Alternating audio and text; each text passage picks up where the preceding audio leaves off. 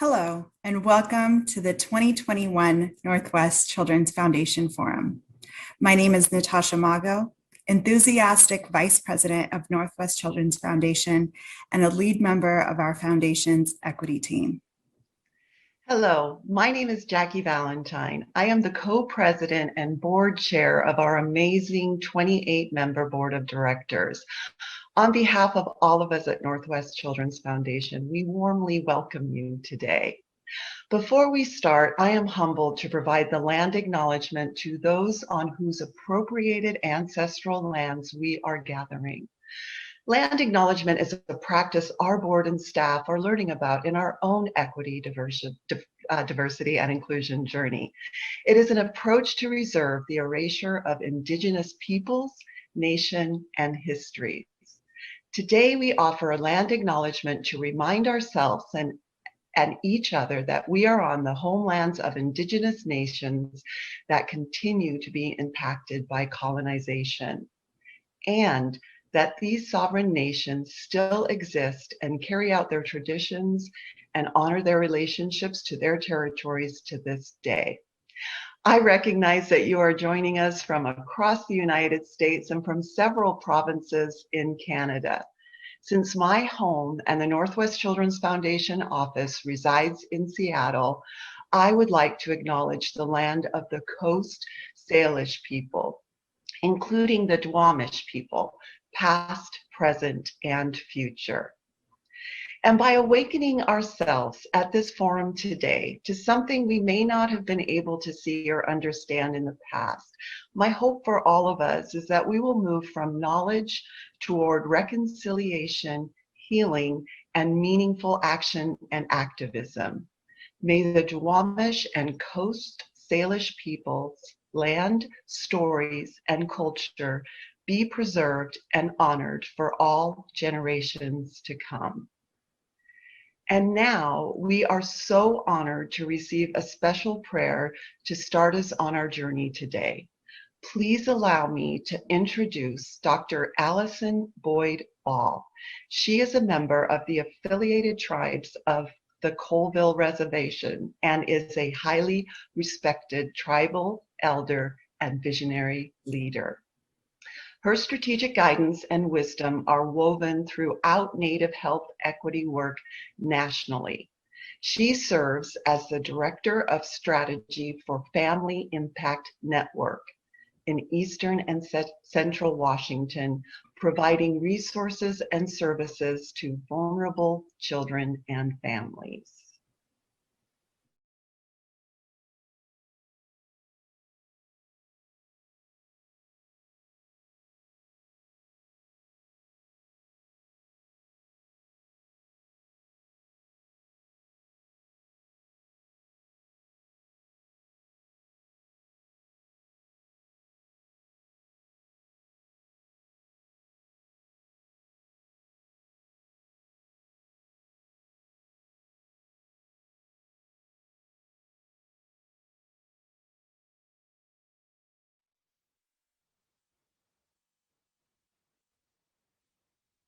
Life, quality to tupa God, the giver of life, and chalking is squeezed at the mouth. We gather to ask for your blessing for this day, and we give you thanks for waking us up this morning and guiding us throughout this day. We ask Quilichutin to bless Mother Earth, Father Sky, Sister Moon, Brother Stars, for the wing, the crawlers, the fin, the roots, the berries, the medicines, and the food. We also ask for blessings for the four-legged and the two-legged, for the sun, the fire, the earth, the mountains, the forests, the water, the streams, the lakes, the water, and the air, and the water that we drink. We ask the blessings for the air we breathe, and the wind, and the rain. We ask Grandfather Creator for blessings on the sacred circle of life, for our elders, adults, children, grandchildren, and for those yet to come, for those who have gone before us. We pray for the vision of this conference and those in attendance. We pray for leadership to find solutions through compassion, understanding, and forgiveness. We ask for prayers for purpose to overcome our uncertainties in life and to fight for the greater purpose of the sacred circle of life. We pray no children to be removed from their homes or families. We pray for those children at the borders. We gather here at Quillentupa, God, the giver of life, to forge new friendships and create new ones. We ask that you guide us in this journey and never leave us alone. To help quilt, we have all that we need. Lim, Quillentupa, creator, God, the giver of life. Let us begin this day, a day of hope, love, and compassion. Lim, what?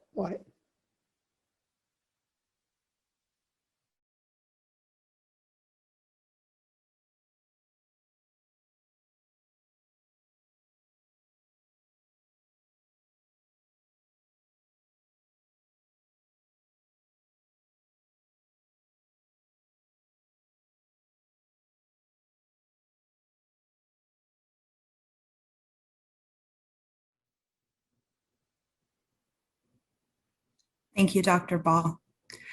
We are thrilled that so many of you have joined us for this important conversation about racialized trauma and child well-being. This is our 14th forum, and we are super excited to have over 1,400 of you joining us today. We have people here from across the US and even some from beyond. People from 34 states are participating, and we have more than 384 organizations represented here.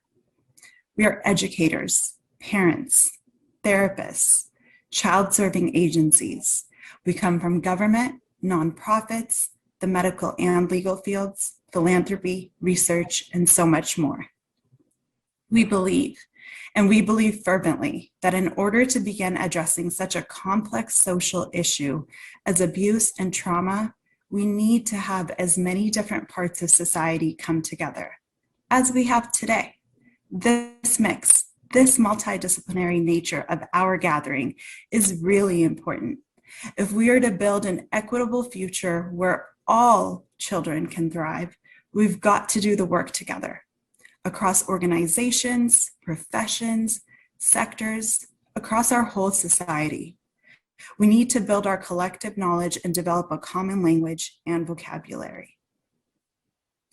Our mission here at Northwest Children's Foundation is ending the intergenerational cycle of child abuse, neglect, and trauma. We make strategic grants to agencies working on the front lines with children and their families. And we provide transformational education and training experiences, like today's community forum. On the event page, you will see links for useful tips about the day, including technical tips, our feedback surveys, and information about continuing educational credits. And finally, we could not put a forum like this without our generous community partners. A huge thank you to Primera Blue Cross, the Thomas V. Giddens Jr. Foundation, to Washington State Department of Children, Youth, and Families. We thank you so much. To Kaiser Permanente, to the Alaska Children's Trust, and the Para-G Fund. We'd also like to thank the Bill and Melinda Gates Foundation, Matsu Health Foundation, and the Rakes Foundation. We couldn't do this without you. We appreciate you, Haggard Child Care Resources, Heritage Bank, Medina Foundation, and Prolumina. Thank you deeply. And without further ado, I would like to introduce to you our Executive Director of Northwest Children's Foundation, Victoria Helm.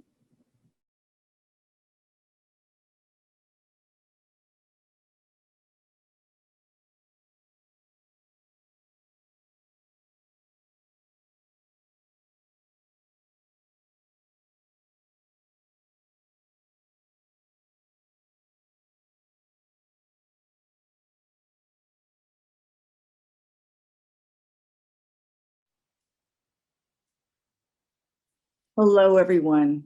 We have been anticipating this day for months, and we're so excited that so many of you have decided to join us. Today, we're going to be hearing from 5 extraordinary people who will share their thoughts and ideas about systemic racism, the trauma that it causes, and perhaps most importantly, steps that can be taken to heal. Research shows that children who experience individual trauma adverse childhood experiences, or ACEs, or community trauma, adverse systemic experiences, are impacted in significant ways, both immediately and into adulthood. Science tells us clearly that trauma left unhealed passes from one generation to the next. Our speakers today see and work with children and families whose lives have been altered by intergenerational and historical trauma. And in this terrible pandemic time, we know too well that those who are already struggling and who are suffering the most inequity and injustice are the most seriously impacted. So these are the topics that we're going to be talking about today.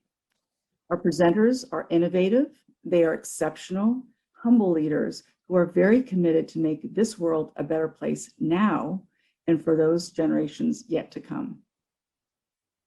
A good portion of today is going to be unscripted and will witness candid conversations, reflections, and observations. Our intention is that today stirs up new questions, wonderings, and ideas for us to consider and to explore. As a group, we're going to be on a journey together, but each one of us is going to have our own destination. This is the first time that we're doing our forum completely virtually. We're all in our own homes. There's a lot that we've had to figure out. There may be some unexpected bumps, perhaps some hitches, glitches, but what we also know that this terrible time is also a time of generosity and grace. So thank you in advance for that.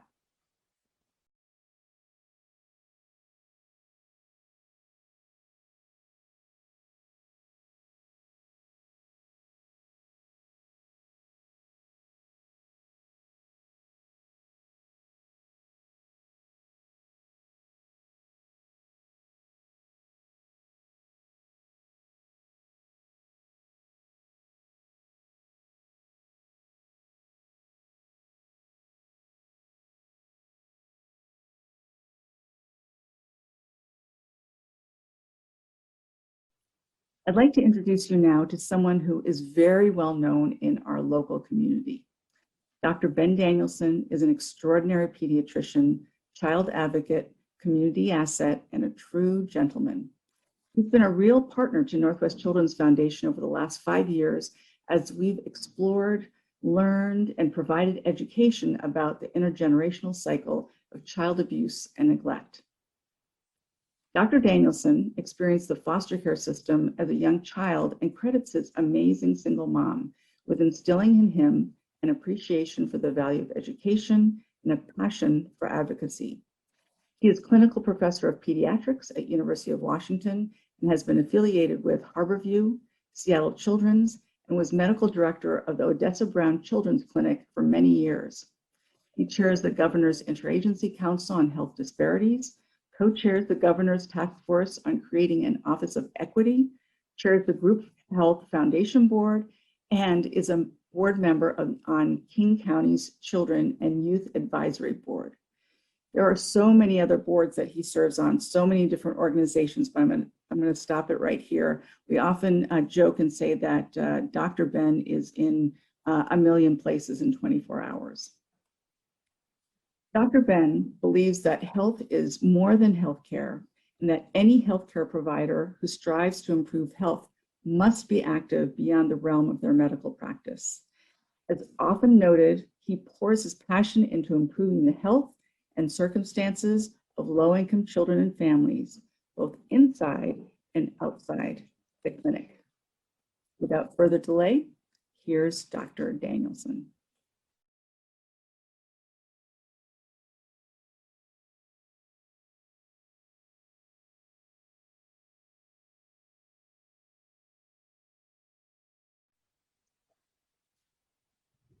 Good morning. It's really exciting to be part of this event today, the 14th year. I can't believe it. I've been involved in the last few, and I just am so excited to be part of this conversation again today. I probably drive Victoria nuts sometimes because I'm still writing and preparing and thinking about things last minute. So I don't know if what I'm going to say is fully going to hit and land for you. I hope you'll lend me the grace of whatever energy and spontaneity comes through here. And I also hope that you think about where these things fit for you and where they don't. I'm speaking from my own experiences today, and I'm focusing on systems. I know others are going to talk about many other components, and I hope they all weave together for you in important and valuable ways. But I'm thinking about this time. I'm thinking about this time we're in and about the impacts on youth across generations. I'm thinking about the reckoning I hope for, what it takes to sustain some kind of momentum while also being kind to ourselves. I guess I'm feeling kind of love-gree. I make up words sometimes, love-gree. I feel very loving and also angry, outraged by the ongoing insults to justice in our society. It's hard to fully articulate, yet I have to say that both love and anger are actually deeply motivating me today. And I think it's okay. It's okay to be motivated by anger. It's kind of focusing in a way. I know it's okay to lead with love, and it's embracing and unifying and elevating eminence. So I'm opening today with some questions I hope you'll ponder from whatever place of energy, fatigue, elevation, or whatever you're coming from. Besides being stuck with me, you get to hear from some really remarkable people today, and I'm so looking forward to listening myself. A main concept I hope you'll ponder is your readiness to go where these conversations lead and seek the deeper, rougher, less comforting spaces as much as you appreciate the more familiar spaces too. This is a building and growing conversation, rising up from conversations in previous years about ACEs and community experiences and racism, rising up from the new voices, adding wonderful wisdom to this dialogue today, allowing each of us to connect at any point, show up differently at different points, challenge ourselves, never closing the door on the idea that a new thought could completely shake us off our foundation. So please hold some questions in your heads and hearts today, because questions to me are the keys that unlock doors. Questions like, what are generations teaching us about trauma, healing, and hope? How are trauma and healing time traveling? What's our relationship to power? How do we embrace the layers below our usual conversations about racism and trauma and healing? There's a lot to reflect right now and to integrate into our other experiences. I think about the things other generations have tried, at least, to teach me. I've talked in the past about this woman named Big Mama Pearl, a person who sort of helped raise me back when I lived in DC as a child. She had all kinds of wisdom to share, but often spoke in ways I wasn't yet ready to really understand. And I think she enjoyed perplexing me. Sometimes she was a simple scolder. She would say, "Boy, you got 2 ears and 1 mouth. Make sure you use them in the proportion that you got them." She also taught me the same twice as good speech that I now realize many Black and brown young people learned. The twice as good speech, advice from one Black generation to another, to prepare twice as well, perform twice as well, know twice as much, speak twice as well. A Black man, Black woman have to be twice as good in order to get as far as others. The twice as good speech also implied perhaps that a white person in this country could be half as good or less. Witness our previous 2 presidents. Big Mama Pearl told allegories, I guess. Sometimes she told me what they meant, sometimes she didn't. Once when I was skipping school and hanging out on the corner and feeling good about myself, she walked by and she talked about a rusty fence. She said, quote, "A man puts a fresh coat of white paint on a rusty fence and feels good about it for 1 day." And then she shuffled away. Over time, I've reinterpreted the meaning of that one too many times, I think. The concrete thinker in me who's done yard work and knows that you shouldn't just paint over flaking rust without preparing the metal, scraping, and all those other things. Otherwise, the rest will bleed through and the flaky parts will just come off. Or maybe there's a statement about trying to pretty up something that's beyond its time. Or maybe the covering over of something rotten just hides it for a brief time, but the rot still persists. Is it about the quick fix, the appearance of renewal? I know she hated the way society called the color white good and Black was associated with bad.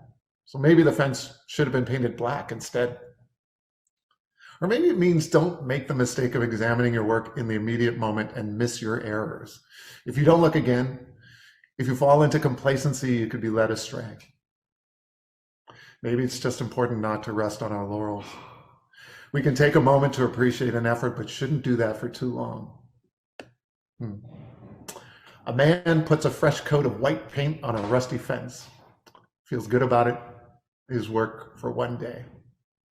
It's been on my mind more and more lately. This is the time to deepen our conversation about addressing the trauma of racism and oppression. Through the lens of generations and of systems, it's time to get to the complexities and how they ripple through our youth, through our bodies, through time. I hold the sincerest hope that this continues to be a time of reckoning in this country, or re-reckoning, or double down reckoning, or something. A time of reckoning has to be informed by the right amount of reflection too. It should start with self and with the spaces directly around us. So I'll continue to press my own reckoning. I'll speak to you from the experiences in my immediate vicinity, and I hope that's okay. I will press my own reckoning, and I hope you are all doing something like that too. I think it's impossible. It's impossible to work in a system of any kind and not worry about contributing to the harm that comes from that system. These systems are designed to get the results we see. Racism, ableism, genderisms, povertyism, ageism, xenoism. As we know, these are not accidental. They're not isolated nor easily separated from our institutions and systems. They're the predictable and observed outcomes.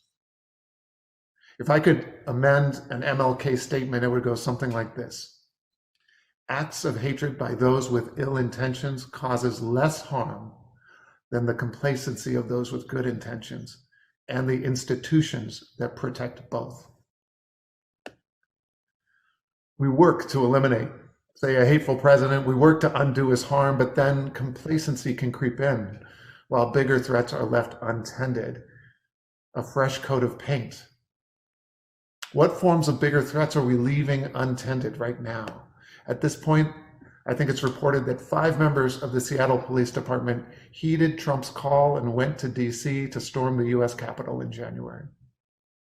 I know as a pediatrician that dying by police gunfire is the 7th leading cause of death for adolescents and young adult Black males.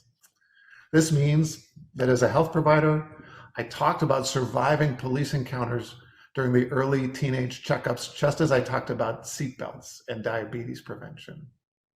It's hard to believe that we would tolerate this heartbreaking status quo if it were wealthy young white males who carried this risk. What are we, as members of communities, willing to do to demand a different kind of real public safety? Have you become complacent about the issues of police violence against youth, especially Black and brown young men and women? We saw the brandishing of military-style assault rifles all around us at protests all over the country in this past year, particularly from particular supporters. When will we be ready for real civil humanistic laws about restricting gun ownership in our society, the sources of so much trauma for our families and our youth? What more do we need to see? I believe that during this pandemic, we're in the midst of constructing the greatest gaps in education in the last 100 years. Gaps between a threshold of privilege and those in lower income ranks.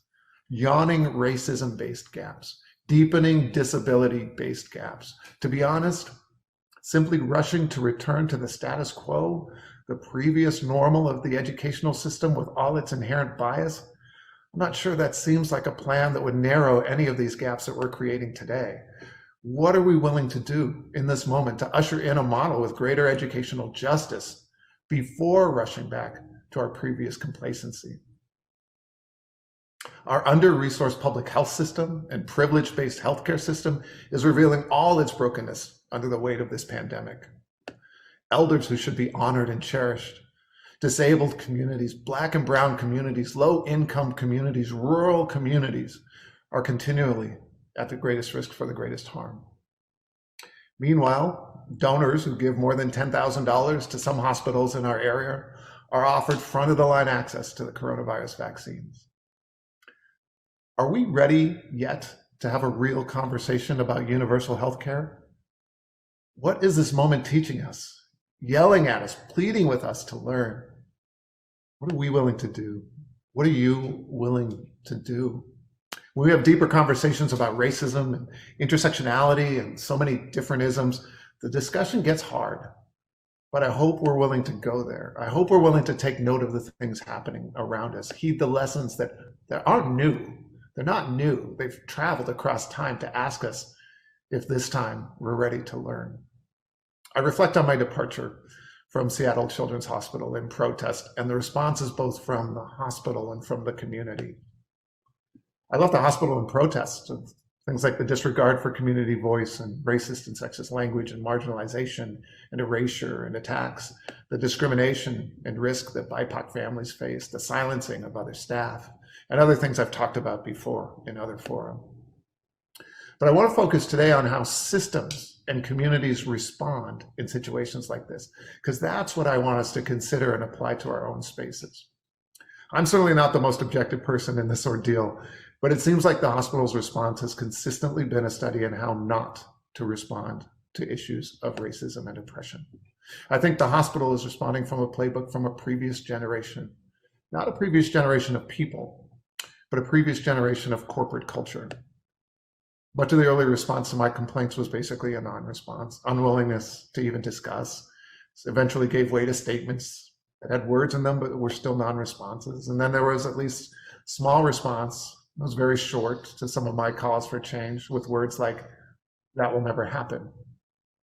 Later came in common refrains like, we were already planning to do that, or what about the good things we're doing? Some symbolic gestures were offered up.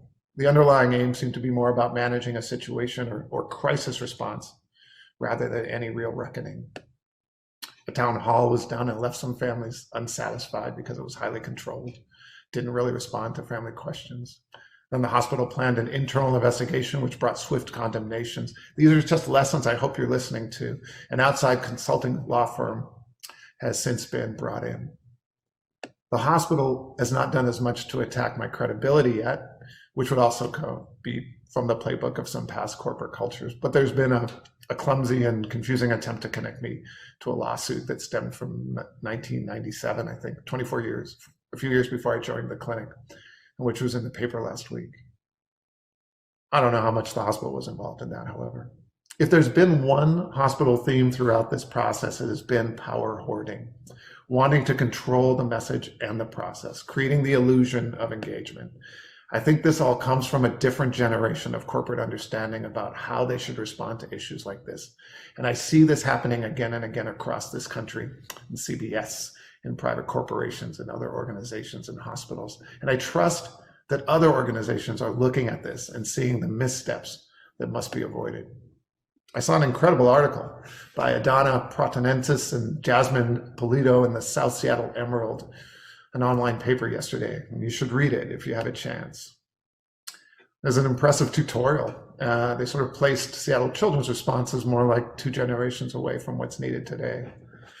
The hospital hasn't really made it to the point of being 1 generation behind, where in their quote from Mia Mingus, the authors said there would have had to have been some acknowledging and apologizing and understanding for the impact of their behavior. In order to fully catch up, organizations like this would need to, in the quote of Mingus, provide reparation and substantially change their behavior. The article goes on to describe the outdated organizational tendency of so many institutions to practice transactional accountability, which doesn't really heal wounds and doesn't center community. The article then describes what should be this generation's response, which is transformational justice, which is really well described by the writers. Transformational justice brings everyone into the process, is disruptive of toxic organizational practices at their roots, and primarily centers community. The outdated hospital response and response from other organizations is described by them as dictating their own terms in a colonizer-style model of accountability. They're trying to slap some paint on a rusty fence. And it makes me think that the organization is ill with rust, is traumatized, is not well, maybe in the way that Resma mentions in relation to the stormers of the US Capitol building.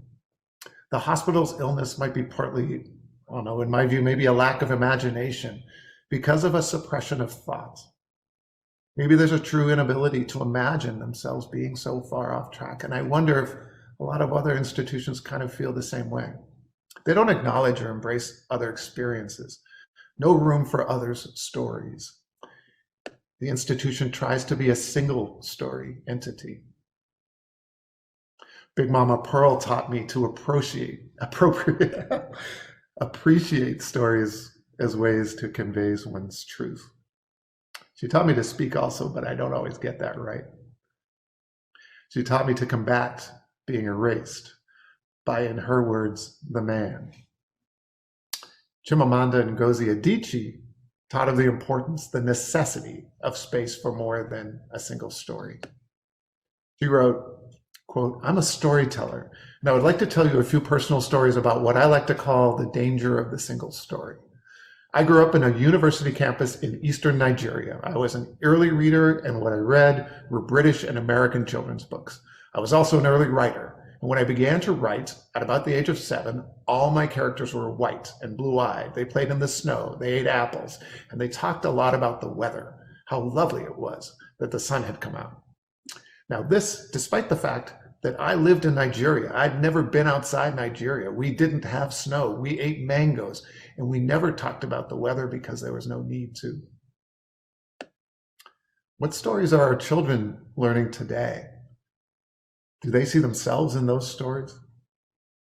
I think there are many great people at organizations all around us. I think there are many wonderful, great people at places like Seattle Children's.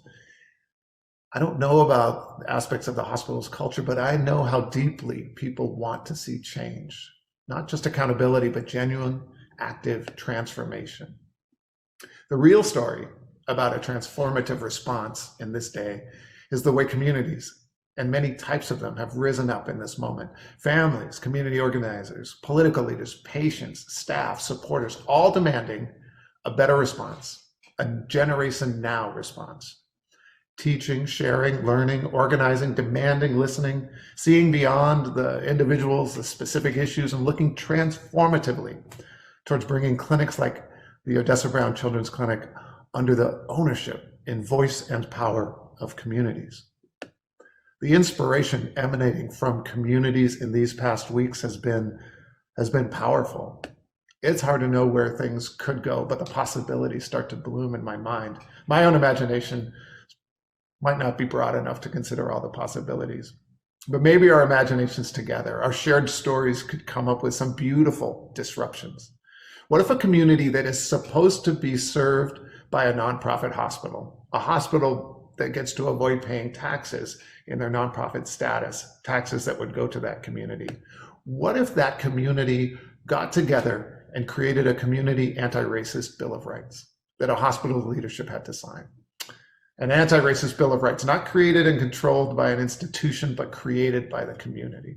What if the hospital's nonprofit status hinged on adhering to that anti-racist Bill of Rights? What if the Bill of Rights had articles like the right to quality, culturally relevant care, freedom from denigration, right to dignity, the right to dignity, the right to the appropriate hospital level of diversity, the right to anti-oppressive and anti-oppression accountability, freedom from inappropriate policing, freedom from gender bias? The community and its shared stories would come up with many better articles than I can in this moment. But the power shift would be tangible. The accountability would be binding. The obligation would be very clear. Are we ready for that kind of action? For those kinds of conversations? And when we have them, what else becomes possible? What keys do we unlock? This is the next layer of the conversation. Many in our communities are well into this space, but other parts of society aren't. For instance, institutional cultures, are they really ready for the broader levels of diversity that they're promising? Are Black and brown staff still expected to enter a club mentality environment, expected to code shift like I have been, wear a veneer, check their full identities at the door, be twice as good all the time? Is a dissenting voice considered to be a problem or an asset? Black and brown staff should not be expected to be some monolithic block in an organization, but I'm sure they'll be seen that way by organizational leadership. And it will confuse leaders when BIPOC folks disagree. It'll tempt leaders to lift up or believe the Black or brown staffer who seems the least disruptive. The stakes can be high in the dynamics, the day-to-day workplace for BIPOC folks in relation to each other in big organizations. We get set up, used to fight the battles for hierarchies. Our trauma, our experiences are used to benefit the status quo in subtle and unsubtle manners. We navigate traps and tokenism and impossible jobs and erasure every day. For Black folk, we become by necessity sophisticated in our understanding of how the systems work, how it works against us, even as we try to change things. We know the challenge of working from within systems with system-approved, system-based strategies to try to change those systems. 25 years ago, Audre Lorde, Black lesbian feminist, said, quote, "What does it mean when the tools of a racist patriarchy are used to examine the fruits of that same patriarchy? It means that only the most narrow perimeters of change are possible and allowable," end quote. Naming the tools and rules by which change occurs is a very effective way to seem to embrace change and yet prevent it at the same time, to make someone happy for a day. This is complex work, requires careful monitoring, and anyone interested in addressing institutional racism must be willing to call out the transgressions, shed daylight on the game, reject the fox's plan for the henhouse. From a generation ago, Audre Lorde is speaking to us today. She's time traveling, and the most memorable line she says is, quote, "The master's tools will never dismantle the master's house. They may allow us temporarily to beat him at his own game, but they will never allow us to bring about genuine change," end quote. Painting a rusty fence. BIPOC communities talk about this. Wise thinkers in this space, mostly much younger than me, talk about this on a deeper level than mere fatalism. They say this doesn't mean every strategy or tool used by the master are thereby nullified. That would kind of be white centering. Maybe some tools were not originally the master's tools, but instead were appropriated by the master. Navigating and dismantling racism is not straightforward in our society, and it's not straightforward by design. I'm telling you, this stuff is complicated. If you haven't devoted time yet to dismantling it, at least. Organizational leaders are usually seen as good people, usually are, generally have good intentions, and they will do anything possible to hoard power and sustain the status quo with the least possible change. Leaders convince us that power is a limited resource and must be hoarded aggressively, rather than what we know about power. What we know is that power is non-finite. It's potentially infinite, that it actually increases quantitatively when it's shared rather than hoarded. The concept of scarcity and the practice of oppression are directly connected. Oppression is much harder to perpetuate without the construct of scarcity. Threatening your power, your position, your prospect for position, those are very effective ways to convince you to fight to prevent meaningful change. It happens every day. I've seen it. I've seen it play out covertly and overtly. I've seen it drive people, including Black people, to do outrageous things, to defend and protect purveyors of hate and the systems that keep them in place. I've seen it lead a Black woman to propose a petition to retain a misogynistic and racist colleague. I've seen it lead Black and brown people to attack Black and brown people using the language of bias to eliminate and negate the other. I've seen wise Black medical students with hard-earned, multi-generationally accrued, as well as personally lived learnings about anti-Blackness. I've seen some of those students' elders feel threatened or disrespected or harmed or something that they can explain better than me, and in response make these students' professional futures feel imperiled.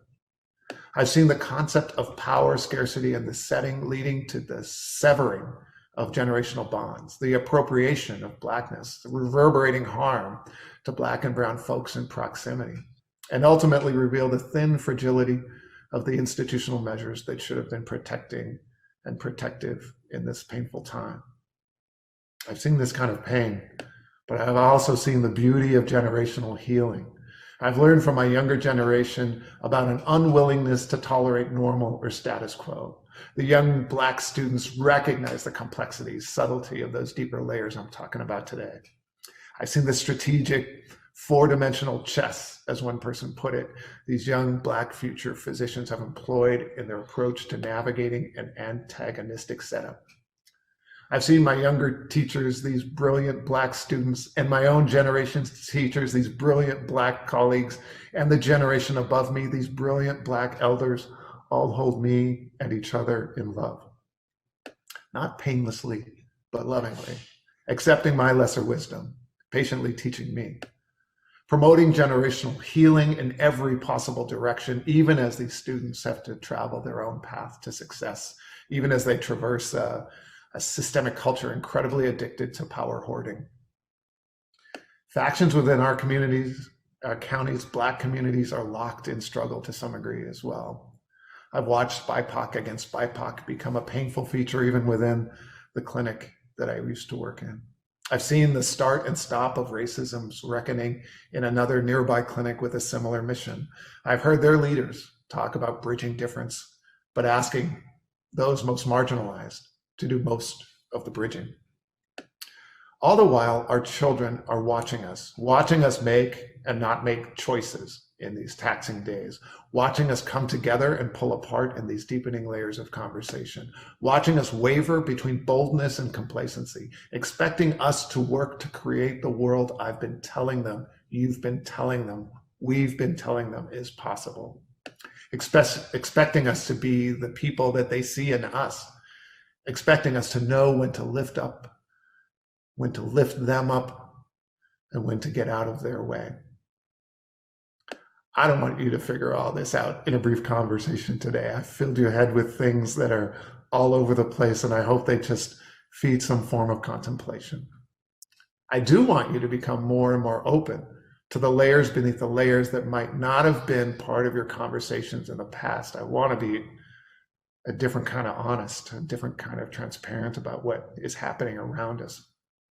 I want us all to be open to the sophisticated wisdom in many communities. I keep saying it's complicated, and I have to check myself right now. I keep saying it's complicated, but it's not that complicated. Knowing the right thing to do is not complicated. Doing the right thing feels hard or complicated, but the distinction is important.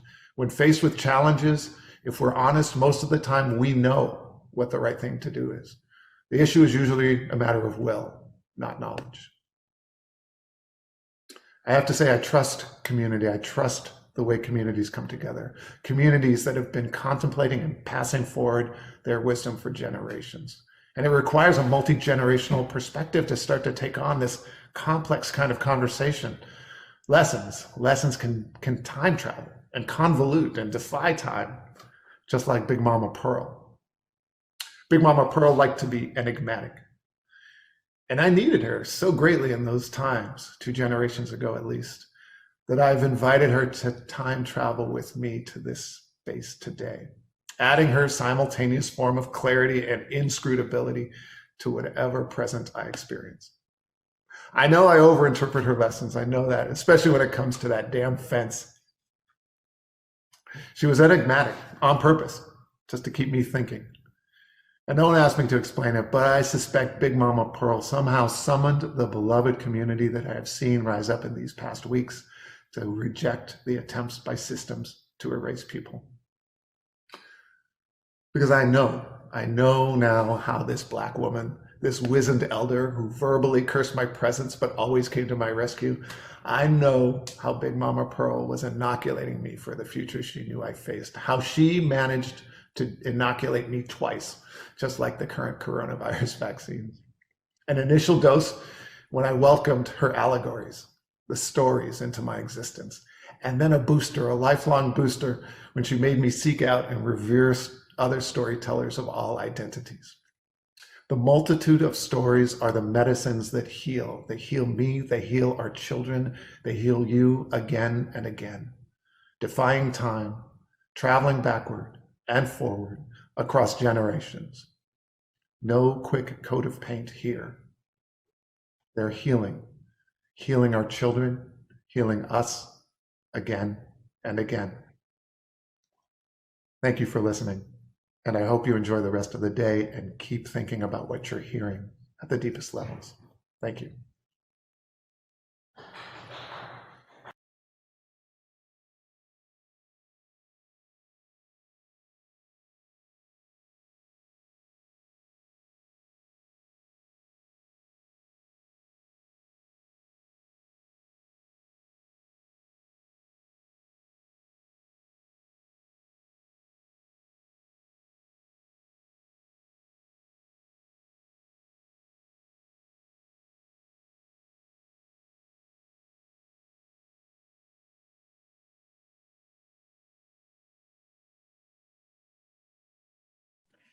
We're so proud to introduce you to Resmaa Menakem.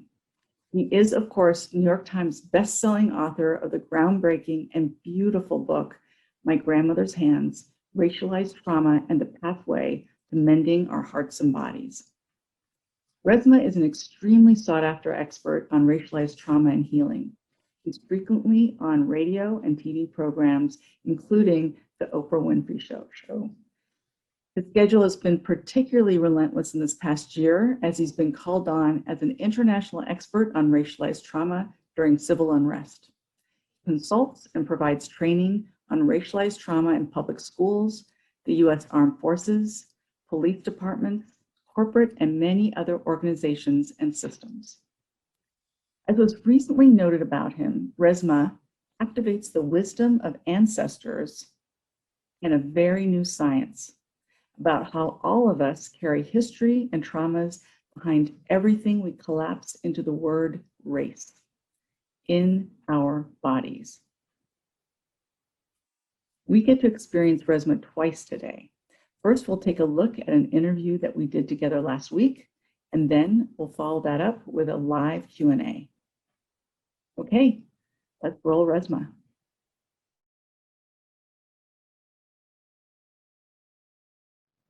Hi, Resmaa. It's so good to finally meet you. I'm so glad we got to talk a little bit before we started recording. You know that we have been anticipating this day for months. So I think this conversation that we're going to have that's recorded, we're going to focus on your book, and we're so lucky to have you again next week when we do things live. So we'll see where this conversation goes. So tell us about the title of your book. Tell us about your grandmother. Yeah.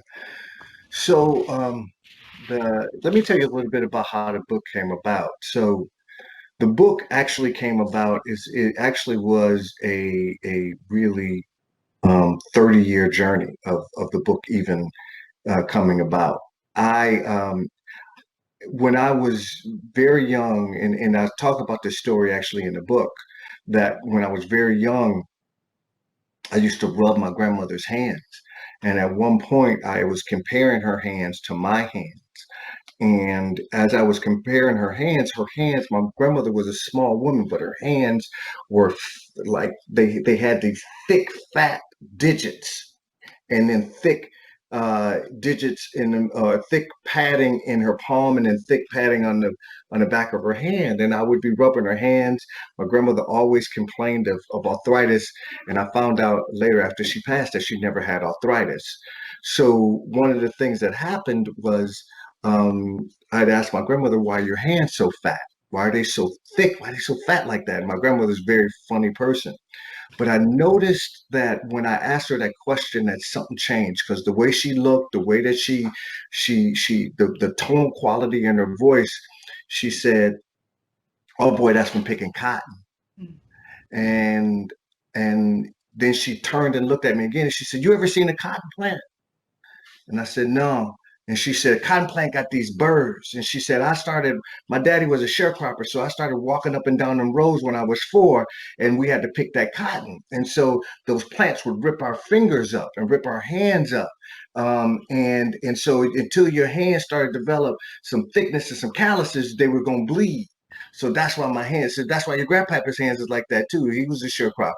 His parents were sharecroppers. And I was sitting there and I go, okay, I totally dissociated from that story until I did 2 years in Afghanistan and came back and started dealing with my own trauma as a result of that piece. And then all of the things came together with regard to racialized trauma, with regard to trauma that you experience in war, with regard to trauma that you experience in a society that is brutal, right? And so the story of my grandmother's hands really is about the story of me, myself, and my relationship with my grandmother, but it really is a story about, also it is a story about the relationship between the Black body, the white body, the indigenous body, and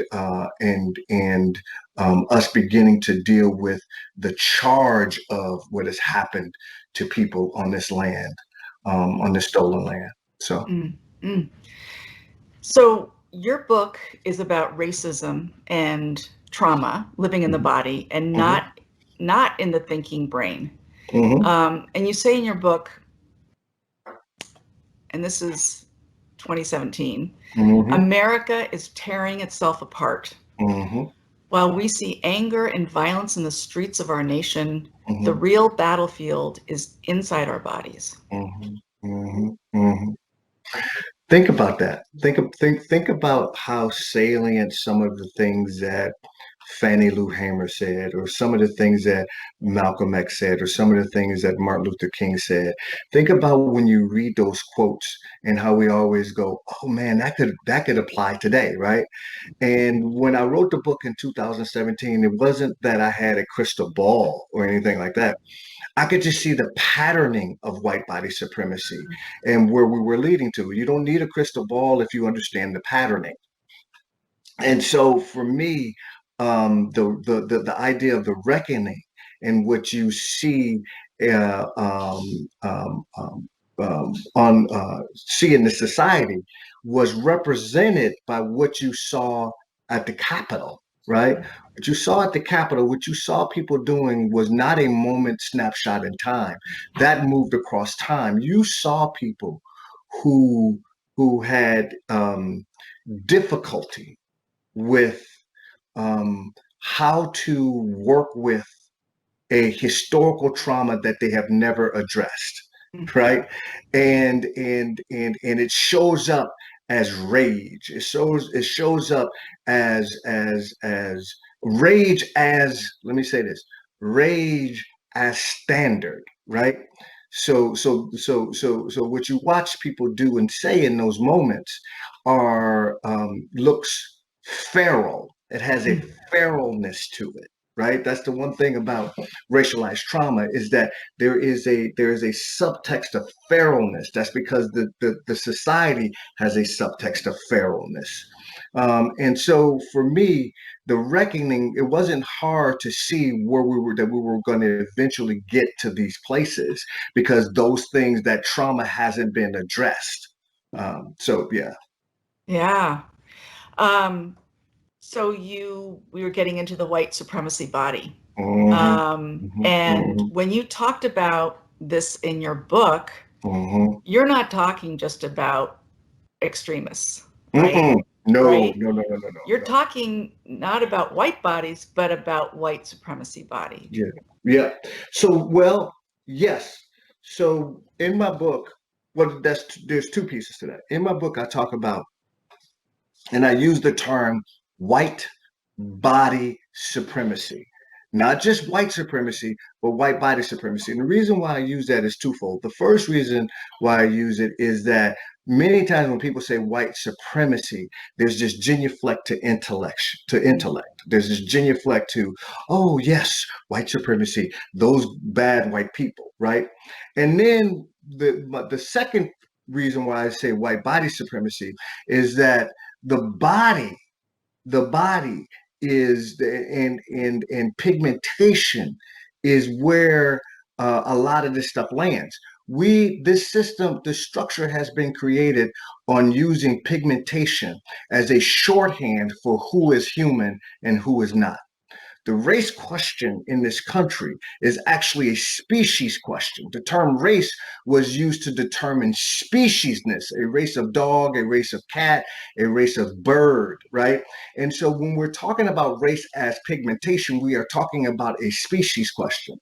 And so the organizing rubric that I use to begin to move into this discussion is really a definition by which I say we live in a structure by which the white body is the supreme standard by which all bodies humanity shall be measured structurally and philosophically.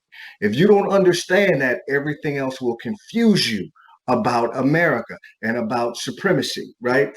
That the white body as pigmented has created a whole structure around the idea that it is the standard humanness, and everything else is a deviance from that standard, right? And so that in and of itself, before you talk about redlining, before you talk about the ACEs study, before you talk about any of that different type of stuff, that notion is traumatizing to anybody that isn't in a white body. This is one of the reasons why I say that we have to stop using the word or the phrase white privilege. We have to operationalize it and talk about it as white advantage. It is an advantage in a society that's constructed on the white body being the standard of humanness. It is an advantage off top to be born in a white body, just at the beginning. That is traumatizing. That affects the nervous systems of mothers who are born, Black mothers and indigenous mothers that are born into that rubric. It affects their children and their offspring. It affects the birth rates. It affects the birth rate, the birth weight. It affects whether or not a woman survives birthing children. And America does not have a race problem. It has a racism problem, right? The race is not a pre-existing condition. Racism is. And so what we have to begin to do is start from a place that is clear and interrogated, so we can begin to do something about the trauma of race and racism and white body supremacy. A lot there. Yes, it is. So we know you brought up the ACEs study, and we know that exposure to trauma is particularly toxic for children. Their brains and their little nervous systems are still developing, and that there's a biochemical component to it. Mm-hmm. We've talked in recent years about ACEs, and can you talk a little bit more about that? I think it connects to this whole notion of intergenerational trauma. Yeah, right. I'd love for you to hear a little bit more. So I think that one of the things that the ACEs study did, a lot of people know that it started off as an obesity study. It didn't start off as what it became.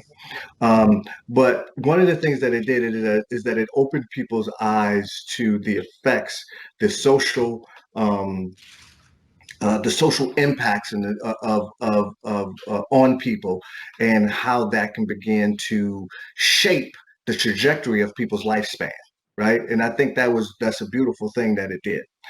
Most of the people within the ACEs study, though, were white people, right? And so we started, and so some of the limitations, there's limitations by which you can extrapolate, how this applies to certain population. I think there are some pieces that you can begin to work with, but I think you have to interrogate how race may have impacted those pieces. So when I look at the ACEs study, one of the things that that happens for me when I look at it is that the study actually starts, if you look at the pyramid starts once a child is born, right? And the impact on what happens when they are born. And when I started to look at that, I started to think about, okay, what about my experience as a Black man, my experience of being born to a Black woman, right? My experience of what my children may be going through. How is that different? And one of the things that I started to begin to work with is this idea that there are all of these things that happen before I'm born that could be affecting me right now that I have really no articulation, no language to explain. I only know it as notions, right? And so one of the things I began to think about is what I call HIP or HIP theory, right? And it is before you get to the actual being born, there are all of these things that must be considered before then. And so one of the things that I talk about is historical. And I'm talking about this in the idea around the idea of energy, historical, intergenerational, persistent institutional traumas, and then our own personal traumas in gestation, in childhood and adolescence, in adulthood, in elderhood, and in ancestralhood. That these things that happen, and all of those things get coupled and grouped together.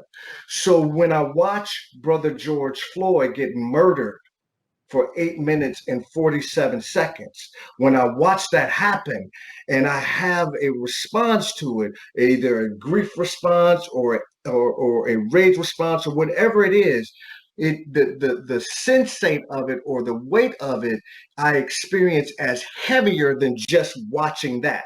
There is a texture to it that goes beyond just that. And that's when the historical stuff gets hooked in. And then the intergenerational stuff gets hooked in. Now imagine if I come from a people where the men and the women in that group of people were raped for over 200 years and were raped in order to produce product that could then be raped. Imagine what the cortisol levels might be in those bloodstreams that gets passed down by the experience, but is decontextualized because the children in the womb, or the egg and the sperm that came together that created this baby, may have had some epigenetic effects of trying to protect itself from what it perceives as a threat before I even land on the planet. And that's the thing that I think when I look at the ACEs study is beautiful for what it did, but I don't believe it goes far enough in dealing with the level of brutality and how epigenetics can actually affect. So one of the things I've been saying is that trauma in a person. So trauma over time decontextualizes trauma. Trauma in a person decontextualized over time can look like personality. Trauma over time decontextualized in a family can look like family traits. Trauma over time decontextualized in a people can look like culture. And what we have to begin to do is lean into the traumatizing effects of race and racism so we can begin to have not an honest discussion, but develop honest ways, communal and individual ways of addressing that level of trauma and not just wait till the bodies land on the planet. Mm. So you're really talking about that expanded definition of ACEs. And I think we're starting to hear different words, right? We're starting to hear adverse community experiences, right? Yeah. That includes systemic racism, inequality, et cetera. We just recently heard someone use the term adverse systems experience. And that it's so complicated, what you're talking about. You're talking about so many different kinds of trauma, like bumping into each other. Right. Do we need to know exactly what happened, or do we deal with what's in the body? Can you talk a little bit about that? Yeah, it's not an either or. So for me, the body pieces is where for me is where we're probably going. The soma pieces is where we're probably going to get the most traction in terms of how we begin to work with this stuff, right? What we have a tendency to do is when we notice something, we immediately go to trying to develop a strategy for how to address it before we even interrogate it, right? Before we actually, and when I mean interrogate it, I don't mean developing a study for it. When I say interrogation, I mean, how do you work with what shows up in the body with another human being and bring yourself to bear? It's a difference between research and me search, right? Me search is really about creating a container that respects the charge of intergenerational trauma, of historical trauma, and is thick enough to withstand and withhold the charge so transformation and emergence can occur. Most of us, when we find out what's going on, especially if as it relates to children, right? When we have some sense that something is wrong, we immediately move into doing instead of being and working with the being of it so things can emerge, right? Race is a 500 year old philosophy that has not been adequately dealt with because white bodies have been the standard of it. So white bodies don't necessarily have to work with race. White bodies can go through the whole society and not have to actually work with race. That is not the same thing for indigenous people. We have to understand the nuance. We have to, or in Black people, we have to understand nuance. We have to understand discernment. And the problem that I think happens is that when we start to begin to try and look at intergenerational and historical trauma, is that we genuflect to egghead stuff, right? We genuflect right to trying to develop a study or trying to develop something rather than trying to figure out how do we land in our bodies and work with with race so more room can be created so we can actually get at the issue of race and white body supremacy. So yes, we have to start with embodiment first, right? And I think that's what makes it scary for a lot of people is that many people who are experts in this field are very good at writing and telling people what to do, but aren't as good as actually being with it themselves. Mm. How do Black, white, blue bodies that you write about in your book, how do they see each other? How do they react to each other? Yeah. So I'm writing I'm in the middle right now of writing my next book, a follow-up to my grandmother's hands called Our Grandchildren's Souls. And what I'm doing is I'm going back through my grandmother's hands and I'm looking at where the holes are at, right? Where the limitations were at when I wrote that. What I've learned is that as with any endeavor, sometimes you don't know where the holes are at until you actually engage, right? And I couldn't, until I wrote my grandmother's hands, I wouldn't have been able to kind of, project out where the holes might be. But now that I've written it, I realize the holes. And one of the holes is equating a vocation with humanness. And blue bodies, that was one of the holes, right? Is that I called them blue bodies as opposed to saying, no, that's a vocation. They are blue shirts. They are blue uniforms. They are not blue bodies, right? Because blue bodies would suggest that they come from someplace else, and they do not. And they are impacted by this society and the structures and the strictures around race and the philosophy around race. So I don't think like the call right now for everybody is to unify. Let's unify. Let's come back together. After what happened at the Capitol, let's come back together. Let's unify. And the question I always have is unify with what? I don't want to unify with white supremacists and white supremacy. I don't want to. I will not extend my hand out to people who believe that Jewish people should be murdered and exterminated. I don't. That's not something that I want to unify with. And so for me, we have an opportunity now to actually begin to look at and see the rabidness of white supremacy and white body supremacy, and actually work with it on its face, as opposed to genuflecting to these kind of kumbaya moments as a way to override and take the heat out, as opposed to using the heat to cook us into something else. Right? We're so used to stopping when something starts to quake and something is uncomfortable. We want to stop it, as opposed to allowing it to move, so something anew can actually come up with, right? When the thing at the Capitol happened and our children are watching what happened at the Capitol, and you had Congress people come back and have their ties pressed and have their suits pressed, have their hair, have their makeup on, and act as if nothing happened. But when you're watching that, and most people that were watching that had this sense that this feels inauthentic. The experience of this is wrong. Something about this wrong, but we can't really articulate what it is. And what it was is you watch people who were traumatized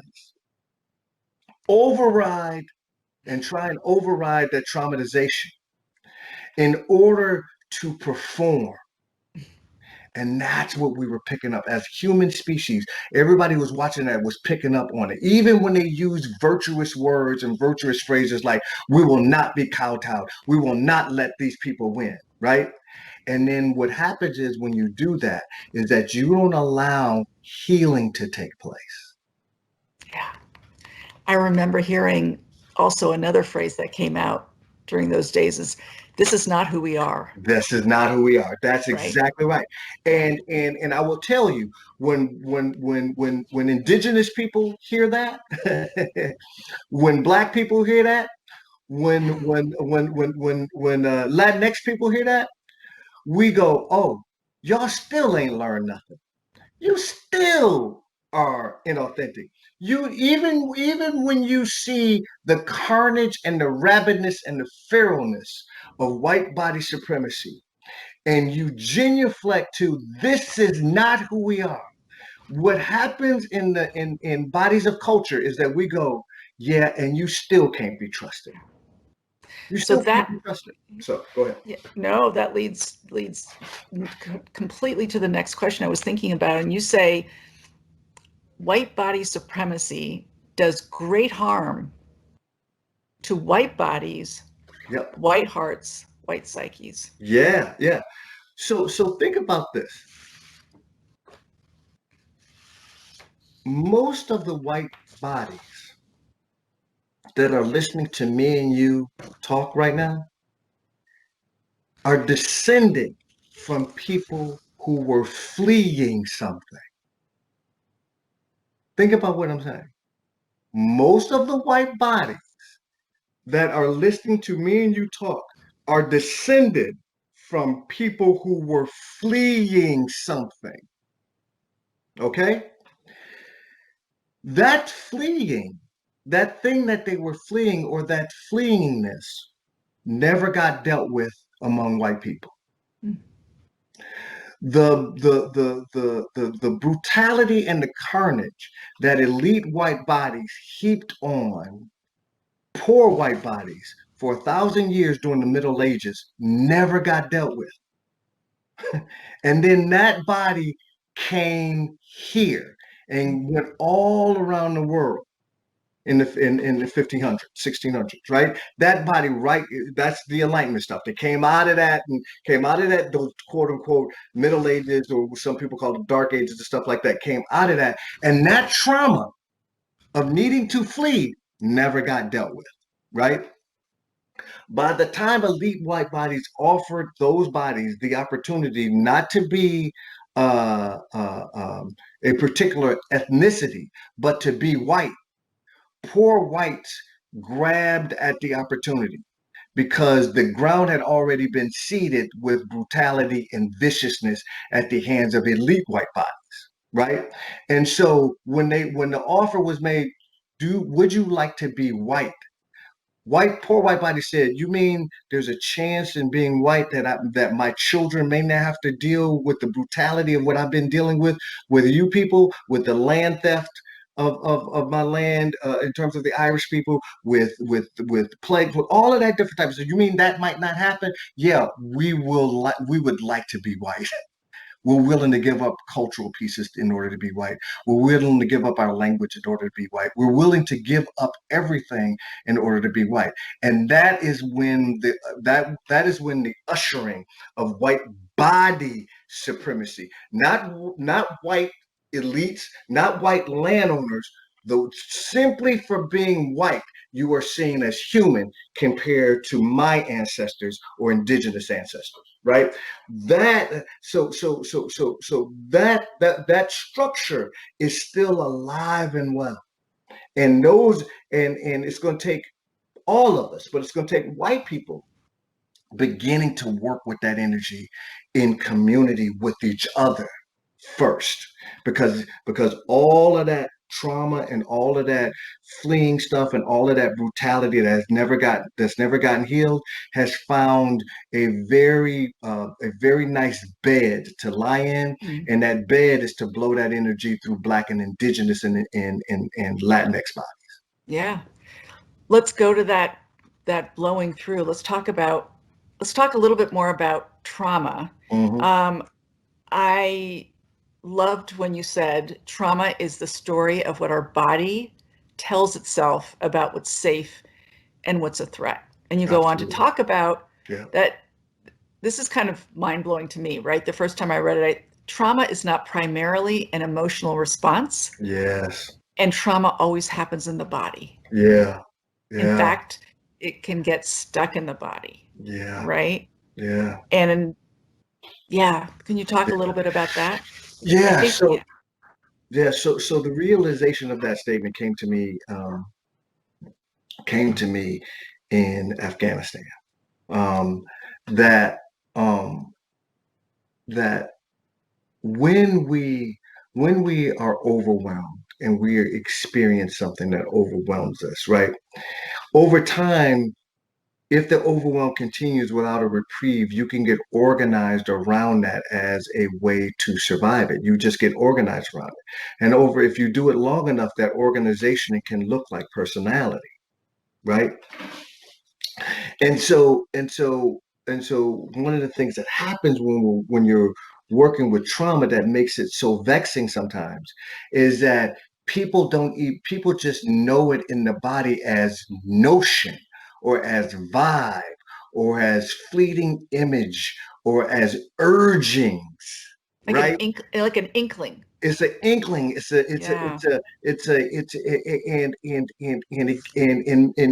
sometimes when I'm working with bodies, in order to get at that piece, one of the things that I'll ask people, like when they can't get at it and there's no words that can really articulate what it is, one of the things that I ask people to start off, and all bodies know this is not an intellectual question, this is an embodied question. And what I ask is it old or is it new? And the body knows. And the body knows. And when I ask people that, they'll do exactly what you just did. You said, right? There is a landing when that happens, right? And we know. And sometimes people, when they go, they dissociate. They can't stay with it. But what we have to do is bring it back. And so when they go, and they try and dissociate, you can bring them back gently a little bit, and you can begin to say, what is it old or is it new? And if you can't tell what it is, what does your body want to do when that question is raised? Is it a pushing? Is it a wanting to run? Is it a wanting to warn and warn, right? Ward you off and like what shows up for you when that comes up? And people know that. And if you can help people work with that, which your energy used to fuel curiosity and play, as opposed to looking for a tool to answer the question, looking for a tool to fix it. Mm. Yeah. Clean pain, dirty pain. I have a feeling this connects right to what you're talking about. It does. It does. So clean pain is, as adults, many times we don't get to choose between pain and no pain, right? None of us get to, right? That's right. That's right. That's right. But especially adults, you don't get to choose, many times you don't get the choice to choose between clean and dirty, right? You get to choose, I mean, you don't get the choice between pain and no pain. You get to choose if you're going to get a divorce. That is not a choice between pain and no pain. You're going to experience pain either way, and one is a pain that has capacity, and one is a pain that is avoidance around it, right? And many of us in this society is structured on dirty pain, especially as it relates to race, moving around it, dodging it, right? Clean pain is the pain that you get, like the kind of analogy I always say is Victoria, have you ever been in a relationship with somebody, whether it's a romantic relationship or whether it's a collegial relationship or whatever it is, but you know that the person that you're in this relationship with, you probably should not be in a relationship with them. But you can't stop yourself. That you stay, you keep coming back, and no matter how many times somebody says to you, you know they're not good people, you really should stop, you shouldn't do this, you can't stop yourself, right? But in you, you know that the people that are saying that to you are right. That's dirty, right? That's dirty. We know that what's probably best for us is to do something else. Clean pain is when you finally say, that's enough. I no longer want this relationship. And clean pain is when you're sitting in your room drinking your Merlot, right? And you're watching a marathon of Bridgerton. And you can't stop emoting, right? That's painful, but it's cleaner, right? That same thing applies to race. What you watched at the Capitol is dirty pain revealing itself, right? That has always been there, right? What would have been clean if you would have watched the congressman and the Senate come back and acknowledge that we've been going about this the wrong way, and we're not going to act like what happened didn't happen. We're going to face it, right? It's like owning it and then knowing it's going to cost you, but really owning it. Right? Yeah. And then not just owning it individually. We're very good at individual stuff, but we have to develop efficacy and discernment and conditioning and tempering around developing a communal way of dealing with it, especially as it comes to race. Because with regard to race, what happened to indigenous people with regard to land theft and genocide did not happen to individual indigenous people. It happened to indigenous people as a collective. So we must develop collective and communal ways of healing and moving about and with that. Same thing with regard to my people and enslavement. We cannot develop only individual ways to deal with a communal horror. The same way it is with white folks who were fleeing something. You can no longer just develop the individual strategy and ways of dealing with race and racism and white body supremacy. You must begin to develop communal ways of dealing with that communal horror and viciousness. So heavy, and I want to pursue it, but what I'd like to do is ask about some examples, but I think I'm going to hold this until we get the community involved, right? Because I think there's a lot of people who are going to want to talk about this. Yeah. So let's do that. What I'd like to do right now, I'm looking at the time. I know you have to run in a few minutes. I'd love to turn to the healing parts of your book. You know, Absolutely. And Resmaa, you're a powerful visionary healer. you're a therapist who works so hard at reaching as many people as possible. We talked about how many of these that you do, right? These conversations that you're having in addition to your workshops, et cetera, your therapy sessions, and you're helping people with their healing process. You make it really clear that healing doesn't happen in the head, it happens in the body. Can we talk about healing in the body? Yeah, I yeah. think people are really curious about that. So when I talk about healing in the body, I'm talking about resource and resource cultivation, right? And tapping back into an infinite resource that is always there, right? And I'm not talking about people. Well, you must be talking about God. No, I'm talking about creation itself, right? And I'm talking about the idea that you know that joy and resource and resonance is available and always available. But many times we are unwilling, unable to access it, right? And many times we're trying to access it individually when in actuality, we have to access it through other people and with other people. And so for me, joy cultivation really is about taking small moments in time repeatedly. And it is not just a trick or an exercise or you flip a switch and I experience joy. Reason why some of us can't have the experience of joy is that we haven't cultivated it. So when we are exposed to it, the body doesn't know what to do with it because we haven't conditioned and tempered the body to be able to recognize and discern joy from constriction. Right.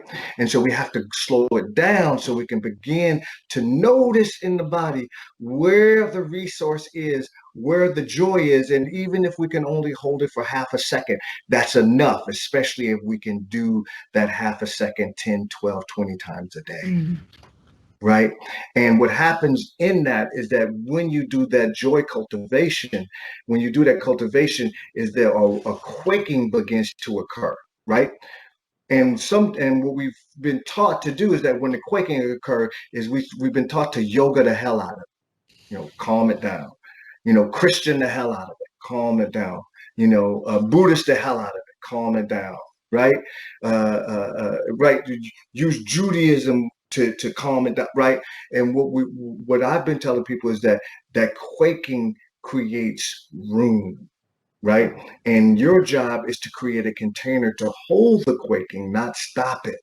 So the things that you need in order to communally transform and emerge can begin to emerge in the quaking. It doesn't happen through absence of quaking. It happens by holding the quaking and then being curious around what emerges.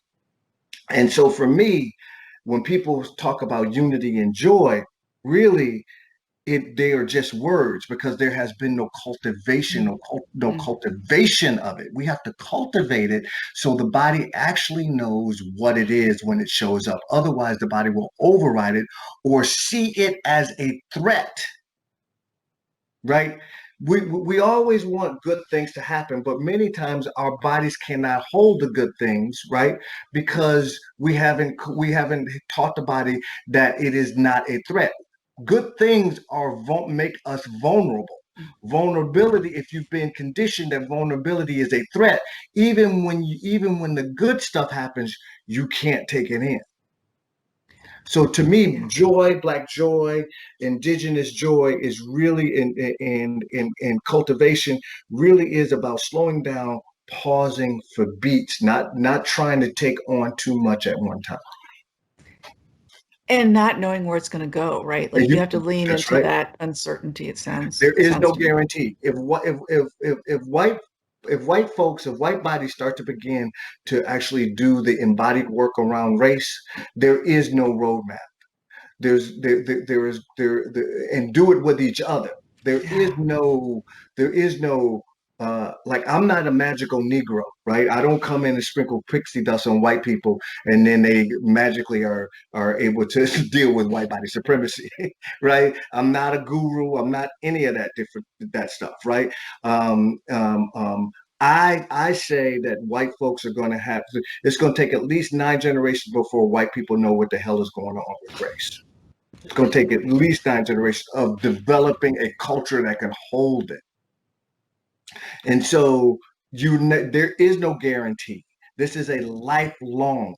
Is about developing a living embodied anti-racist culture and practices. That's lifelong. That's not a strategy. That's not in your 5-year strategic plan. That is not. It is living in an embodied way through anti-racism. Yeah, a lot to figure out. Yeah. I've got one last question for you. I know our time is, I'm watching the time. If we can pass trauma down from one generation to another, can't we pass down resiliency? Yeah, we pass, but you see, resiliency and joy is always there anyway. It's not something we have to reclaim. It is accessible. It's always there, right? And we do. When I'm sitting with my grandmother and we're going through a whole lot of stuff in our family, and I'll lay on my grandmother's lap and she starts rocking and humming. Right? And that vagal nerve, her vagal nerve is vibrating my vagal nerve, right? That's resource. When my people were in the fields and they were doing call and response and humming, that is resource. That is resource. But the reason why I'm even able to be here and talk to you is because of resource and resilience, right?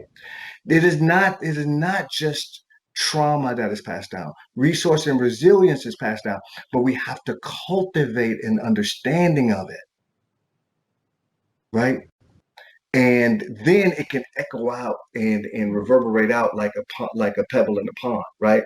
But if we don't do that, we don't even recognize the ripple. We don't recognize, our bodies can't recognize the ripple or the constriction or the thwarting. We can't recognize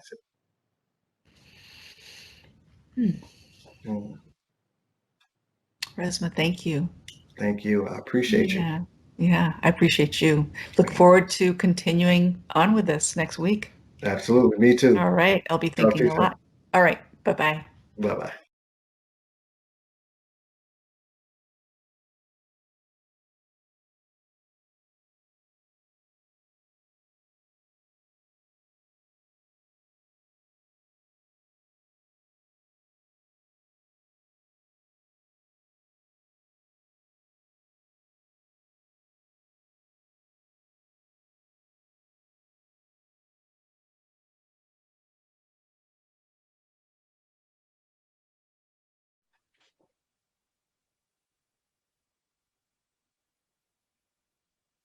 Welcome back. And welcome back, Resmaa. How are you doing? I'm doing all right. As you know, I always try and answer that question by just, kind of saying how I'm sleeping and eating. And so I'm sleeping all right, these days. I'm not eating the way that I would like to, and dealing with a lot of kind of stress and stuff. So it's a lot of weight right now. So that's how I'm doing. Yeah, thank you for sharing that. You ready to do some engaging? Absolutely. All right. We're going to do this in 2 parts. First, we're going to have our fabulous afternoon speakers. They have questions for you, so I'd like to introduce them to you in a second. And then after that, we have members from our community, our viewers, who have submitted questions to us in advance, so we'll go there afterwards. Beautiful. So first, our panelists, and I'd like to introduce you. First of all, Dr. Ben Danielson, whom you have met before. And Siobhan Bright, who is Executive Vice President of Empire Health Foundation.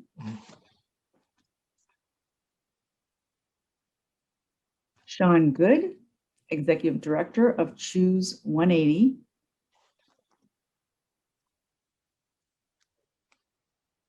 And Megan Beers, Chief Operations and Program Officer at Child Haven.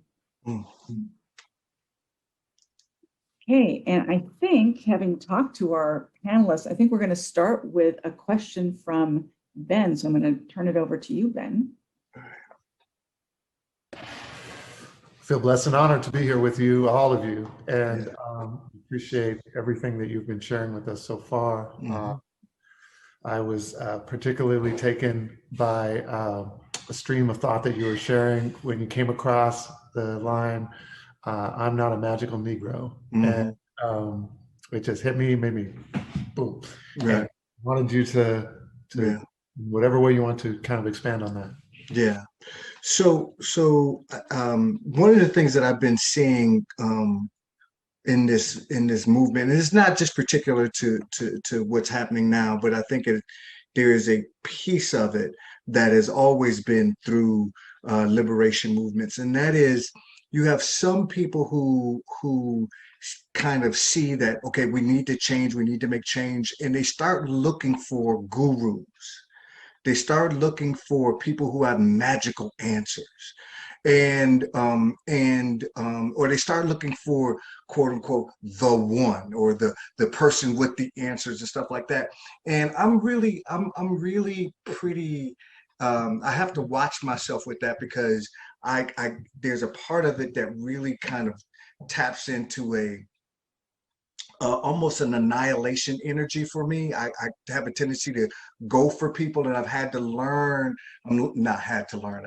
That makes it sound like I've done something with it already. I'm learning. I'm learning, especially with white folks, right? Especially with white folks. I'm learning that that there is a frozen quality to the collective white body. And we've created a standard around that frozenness. And so we compare ourselves to that kind of objective understanding of things. And one of the things that I'm finding is that as white people look for the gurus, and in other communities, in the indigenous communities, in the Black communities, in the Asian communities, in the yoga communities, one of the things that ends up happening is that I'm getting somebody's voice in my ear. Somebody has their mic on. I'm not sure who that is, but one of the things that ends up happening is that you can be seduced when everybody's telling you, oh, Resma, you know, my grandmother's hand, my grandmother's hands is such an important book, and this, that, and the other, and you can get seduced. And what ends up happening is that as you become seduced, you don't build community, right? And what happens is that then white people get tired of you, right? Especially if you have anything to say that pushes up against their comfort, right? Especially in a Black or indigenous body. And so for me, the idea of saying I'm not, I say that in my workshops when I start my things, I say that I'm not your guru, I'm not your magical Negro. Me and my wife get into fights. I have a kid that I'm trying to. I'm my breath stank in the morning, right? You don't want to go to the bathroom behind me. None of that, right? This is like, I am a human being with fallacies and I lie, right? I put yeast in the stories. I do all of that. I think sometimes we make people magical Negroes because white people don't want to deal with other white people. They don't want to be in a room and say, I'm going to commit for the next 30 years, for the next generation, I'm committing to these white people, and I am going to develop a living, embodied, anti-racist culture and develop practices and discernment as I'm doing it. No, what I want to do is claim the moniker of allyship, right? as a moment in time, so later on I can cut my blonde dreadlocks, right? And nobody ever knows I was in the mix. I married my little white girlfriend or whatever it is, and nobody ever knows I was in the mix. It's a performative piece. I don't get to not do this. And so that's why I push back against, that's why I say the magical Negro. And one more thing, I know this is I'm long, but white folks can yoga the shit out of anything. They can yoga the shit out of something. They can, anytime any quaking starts, they want to do something to calm it down, to stop it, right? Because they're not used to emergence. They're not used to holding something and then see what emerges behind it. They want to yoga it, they want to Christian it, they want to Muslim it, they want to do anything they can do to stop the quaking from happening. The moment you stop the quaking, you stop the emergence. Okay. I'm not even sure if I answered your question, brother, but I hope I was in the ballpark.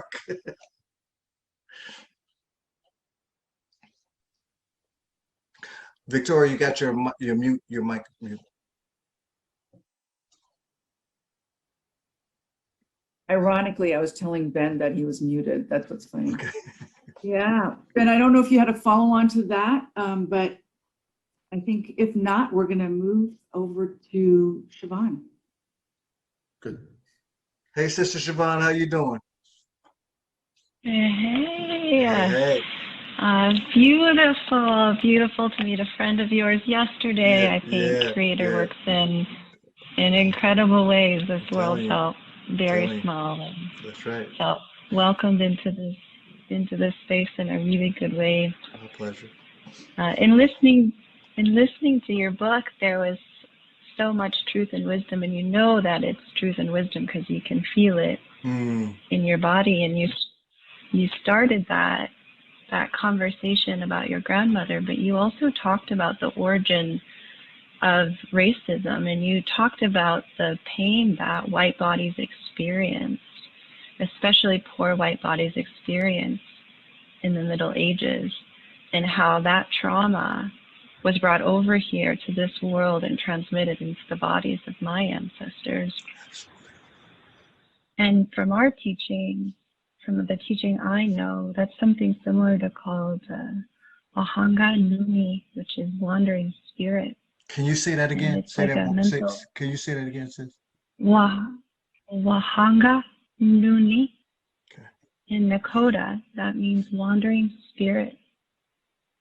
And it is caused from trauma that breaks our connection with ourselves, with others, with our homelands, and with creation. And in that disconnection creates a hunger and an anesthesis. And in that hunger calls for the consumption or the ability to harm spirit of others. And when I heard your teaching and that understanding that white trauma is old, it's so old, and it's much older than the white bodies that we sit in today, that felt so true. And then I heard you say community needs space. Black bodies need to heal with black bodies. White bodies need to heal with white bodies. And then I thought about my body. I am the great-great-granddaughter of some of the first that were forced to live on reservation. But I am also the great-great-granddaughter of those who traveled over from Germany to colonize. The homestead is still in my family. And so if our white bodies are to separate and heal from our bodies of color, what do I do with my body? What is the right distance between my white cells and my colored cells, between myself that looks like the descendant of my grandmother, but of my daughter who looks the descendant of a white body? Ooh. That's ooh.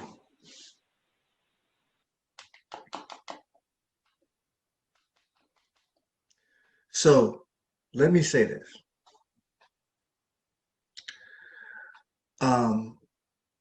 This is the reason when I'm doing my work whether it's in community or whether it is in my office. When I'm doing my work, this is the reason why I work the body, why I wrote the book, Organize Around the Body, right? Not ethnicity, not nationality, not identity, but the body as a organizing structure, as what was organized. And so my first rubric, the thing that I kind of leap off from is that we came into this existence right now, in this time and space that we're in right now, with a rubric, and the rubric is the white body is the supreme standard by which all bodies' humanity shall be measured structurally and philosophically. If you don't understand that, everything else will confuse you. And so when I say that, I'm not talking about ethnicity. I'm not saying ethnicity is not important. I'm not saying that nationality is important. I'm saying, and we have a structure that's predicated as using pigmentation as shorthand for who was human and who was not, right? And when you when you come into a structure like that, before anything is done, before there's any putting on reservations, before there's any enslavement, you are advantaged off top, not privileged, but advantaged off top by being in a structure that's predicated on white body supremacy. You are advantaged if you are housed in a white body. Okay, I wanted to set the tone for that first. And what has to happen is that, and every other body that is not white is a deviance, not just from white people, but a deviance from the standard of humanness. One drop rules, octoroons, mulattoes, all that are examples of the white body being standardized as a standard of humanness, right? So to answer your question, sis, is really an emergent answer, is an embodied answer. And what I mean by that is this, is that even if you are housed in a white body, but you are descended from people who were both brutalized and people who were advantaged by it, that doesn't take off the table your need to work with both sides of those in an embodied sense.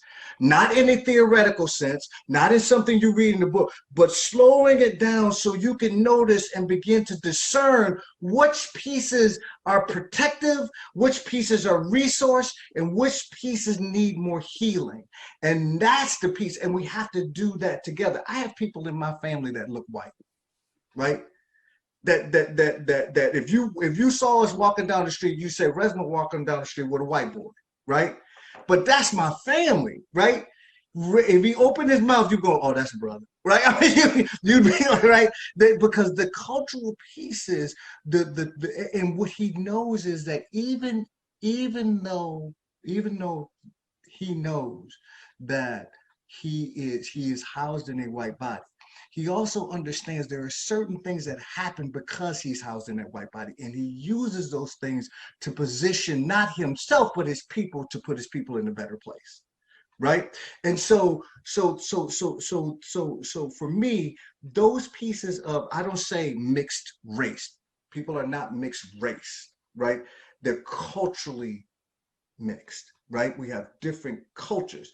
The way that I interface and interact with time is different than the way that white folks interface and interact with time.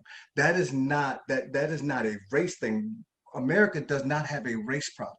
It has a racism problem, right? And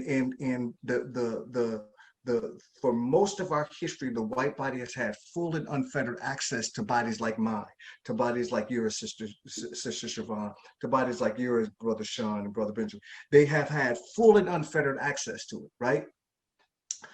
However, as you, sister Siobhan, navigate the world, right? Because of that rubric that's set up that says that they can tell whether or not you are human based on your pigmentation, right? There is a certain amount of trauma that comes with that we have to work with, and it has to be slow. And what has happened to me and you, sis, did not happen to us individually. It happened to us communally. So we must develop communal ways of moving with that and working with that in a slow way, so that energy can be metabolized, so that energy can be metabolized as fuel for our freedom, as opposed to fuel that incinerates us, that tears us apart from inside out and has us going at each other's throat, as opposed to understanding that what the real problem is, that white folks never healed that stuff. Most white people listening to this right now are descended from white people that were fleeing something. Like one part of your ancestors that came from, they were fleeing something that never got dealt with. And they created a whole structure to blow all of that energy through my body and bodies that look like yours. Until they heal that, right? Our bodies will always expect deference from our bodies. They will always expect, because us not being deferential causes them to stir, and when they get stirred, they want to blow that energy through something, and our bodies have always been that place by which they blow that through. So I hope I'm answering. What I'm saying is that there is we have to slow it down, both individually and communally, and begin to work with that so we can discern what it is, not just come up with some type of way of moving through it, right? We have to go into it so we can discern one resource from constriction from grief from what's old and what's new. If we don't slow it down, we can't do that. Even if parts of your quote unquote parts of your identity come from both the oppressor and the oppressed, that has some to do with what might be showing up as constriction. But if you don't slow it down, you won't know how to discern it. Did that make sense, sis? So good. Okay. In my language, when something is good, we say "washte," and also when good "washte." Resma, following up on that, some people are asking, how do you slow it down? Good question. So trauma is about speed. Trauma responding is about speed. Remember, what happened to the indigenous people and what happened to the enslaved Africans, think about this for a moment. Just let's everybody that's listening to me, just think about this for a moment. My ancestors were raped in this country for over 200 years, legally.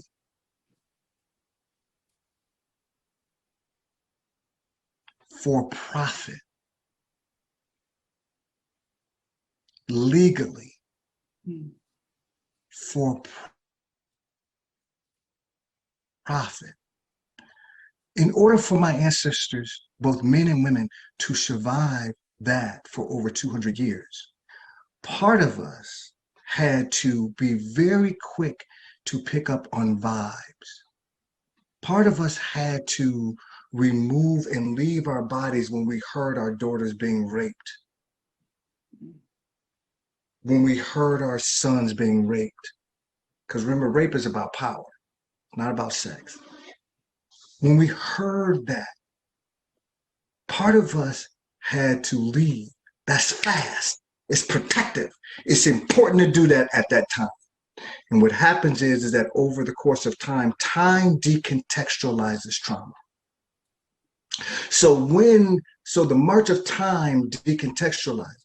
So now by the time it gets to me and my body at the age that I'm at, right, it can look like trauma decontextualized over time in a person can look like personality. Trauma decontextualized in a family or decontextualized over time can look like family traits. Trauma decontextualized in a people over time can look like culture, right? So by the time it gets to me, and I've learned what I've learned from what my mama recoiled from and my daddy leaned into, right? As an embodied learning, not just instructional learning, but as an embodied learning, by the time it gets to me, I know it as notions, or what some of our people call spirits, right? There's a notion, there's an embodiedness of it, but I don't have an articulation for it. So I think something's defective in me. In order to work with that, you have to slow it down because it's fast.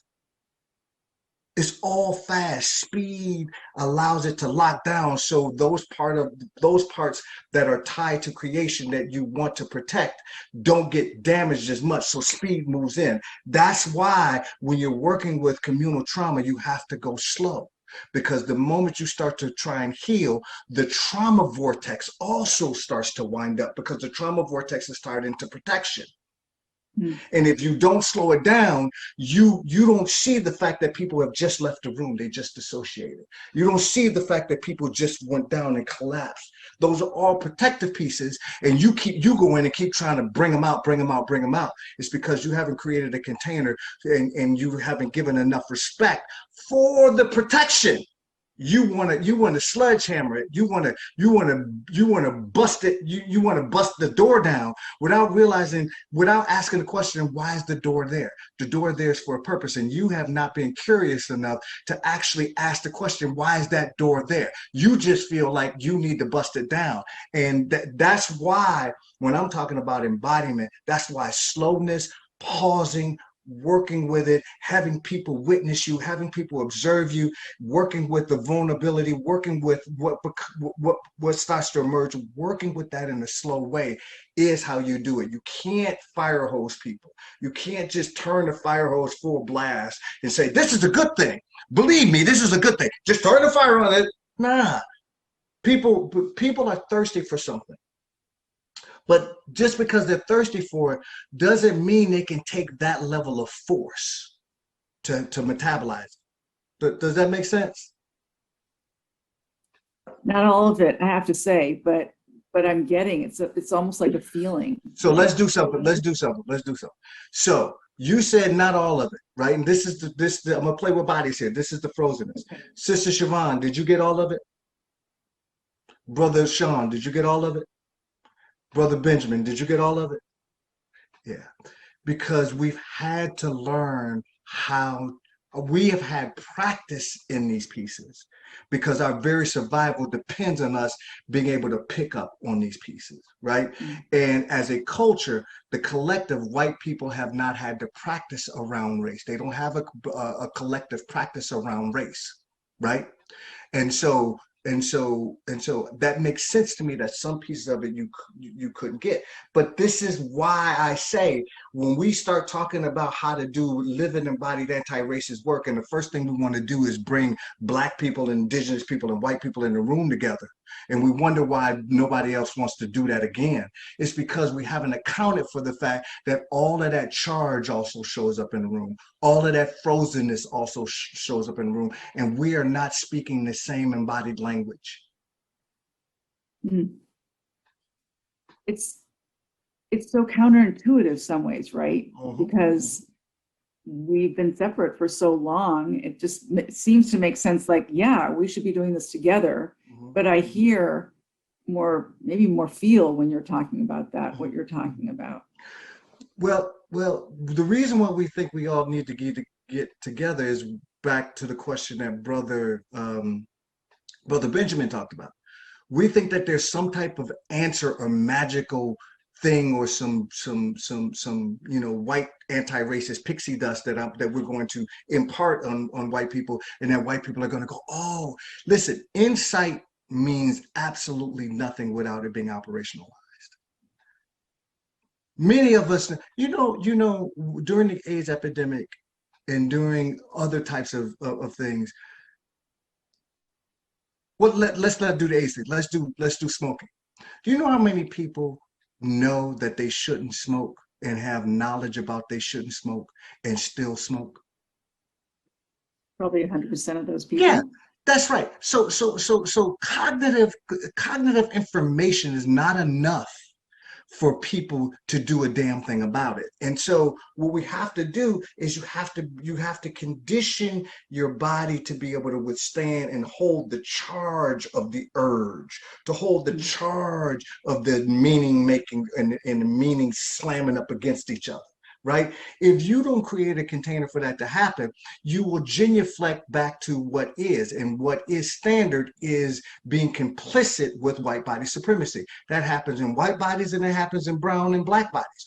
There are times where we will go at each other because we are also soaked in the water of white body supremacy also. So we've learned things around the hierarchy and the power and all those different types of pieces, and we reflexively do things to each other that hurt, maim, and damage each other. And so this is not, for me, this is not just about feel.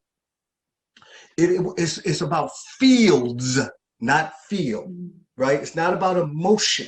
It's about, can we begin to develop a sense, an embodied sense, that so we can lean into and know and discern the fields from one another, as opposed to acting like you slamming people, as opposed to getting white people and black people in a room together. See, here's the deal. When you do that, you're not accounting for the 400 years or the 500 years of charge. And Rethma, I've heard you talk so often about the kind of the bodies that need to grind together. Mm-hmm. I have to ask you, like, what does that mean? What does grinding mean? Simply this. So I've been doing this work for 35 years, right? The one thing that I've noticed that I think is really interesting, and people who haven't done this work in an embodied sense, don't pick up on this. And that is, when I'm doing work with mostly white folks in a room together, the one thing that many Black and Indigenous people have not had the experience of is seeing white people, working with white bodies in the room and watching them not be able to stand each other. That the worst thing that you can do is put white people in a room together and talk about race and not let them off. Not talk about intersectionality, not talk about just race. That starts to cook shit for white people in ways that they start to look for the nearest dark or marginalized body to start blowing that shit through. And that's why I don't do it with mixed groups, because the readily available body is always a darker body, right? But when you don't provide that, they have to then work that shit themselves. They have to work it out, and they have to begin to develop language, and they have to begin to decide, okay, I said I'm an anti-racist, but this is too much, and I'm not coming back to this. You see what I mean? Now you either build culture or you go for the dodges. Mm-hmm. And that's why working with white folks and begins to allow them to work with the energy that has been there before they got here. Begins to, and not give them the off-ramps of identity, the off-ramps of blowing it through a magical Negro, or off, right? There's all of these built-in off-ramps and dodges that secure and make the white body comfortable. And when you put them in a room together, those things don't exist, right? Or they exist, but it forces them to begin to work with that and develop real grinding on each other so something can emerge. They don't want to do that. They want an answer. They want a tool, right? Yeah. Cognition, right? Yeah. Thank you. Sean, good. Hey, brother. Man, Resma, I wish we were at a barbershop right now, not on a Zoom conference, because We can folks get want to know how down. come, because if folks want to know how come it takes so long at the barbershop, this is why it That's right. takes so long at the That's barbershop, exactly. right? That's right. That's it. Because, it's not about a haircut, right? That's It's about right. a conversation, That's right. right? That's And this right. conversation we're having is one that could definitely transcend the time that we're locked in between as virtue of this conference. But I'm grateful to be in space with you, and man, so much. You said the fire for freedom, right? And not to incinerate, or the fuel for freedom and not to incinerate. Yeah, that's going to end up in something I'm going to say, and I may or may not actually give you credit. That's all right, brother. I'm going to let you know ahead of time. That's it. That's it. Man, so I got a little bit of beef with you, bro. And let's get it. So here's the thing. I first got your book on Audible. I like to listen to books while I'm running. So I was running, listening to your book, and then I realized that you got these activities embedded in his book. Right. So I can't possibly run and read this and listen to this book at the same time. This brother's going to make me sit down and digest this in an intentional way. That's it. And it speaks a lot to that tension that you're talking about, and this forcing people to surrender to a particular cadence in effort for them to really digest what it is that you're conveying. Because white dominant culture is about consumption, right? And it's like, how can I consume so much of like Black knowledge and Black wisdom, and then and have that accredited to me as something that I've taken in. So my question to you is, as you were conceptualizing the book, how important was it to you to embed those activities within the chapters? And was it intentional because you wanted people to slow down, or what was your thinking around that? Good. So brother, first let me tell you what my writing process is. Okay. So the way that I write is so I have a friend of mine. Her name is Ariella Tilson, and Ariella had one point, me and her were talking, we were doing some anti-racist work, we was doing all this different type of stuff, and she said to me, she goes, you know what, Resma, I watch you do what you do and stuff like that. She said, you should write a book. And I'm like, I ain't writing no damn book, right? Look, I ain't got no time to write a book. And she goes, no, can you talk to my husband? Just talk to my husband. My husband, Scott, he that's his whole thing. He knows literary, he knows all this different type of stuff. So me and Scott started talking, we started chopping it up, and Scott said to me, he said, I think Ariel is right. You should really think about writing a book and da-da-da. And I was like, nah. So he said, why don't you just write something, send it to me, let me take a look at it. All right. So I say, okay. So I get on the computer, think I'm damn Hemingway or something like that, by myself, and just typing and shit like that. And so I was like, yeah, that's good. And I sent it to him, right? And so about 20 minutes later, and this is over the course of like 3 or 4 months. So about 20 minutes later, after I sent it to him, now I told him I don't write, right? And so I sent him the thing. He sends me back a text, and he says, "What the hell is this?" And I was like, dude, you got me out here. You got me out here like this. And so I called him. I said, dude, what do you mean, what is this? He goes, what is this? I said, that's what I'm writing. He goes, this is not good. And I said, dude, I told you. I said, you about to make me go off. I said, I told you I don't know how to write. He goes, hold on. He said, whenever I watch you engage me. This is not that. And he said, there are as many, and this would change my view of being a writer.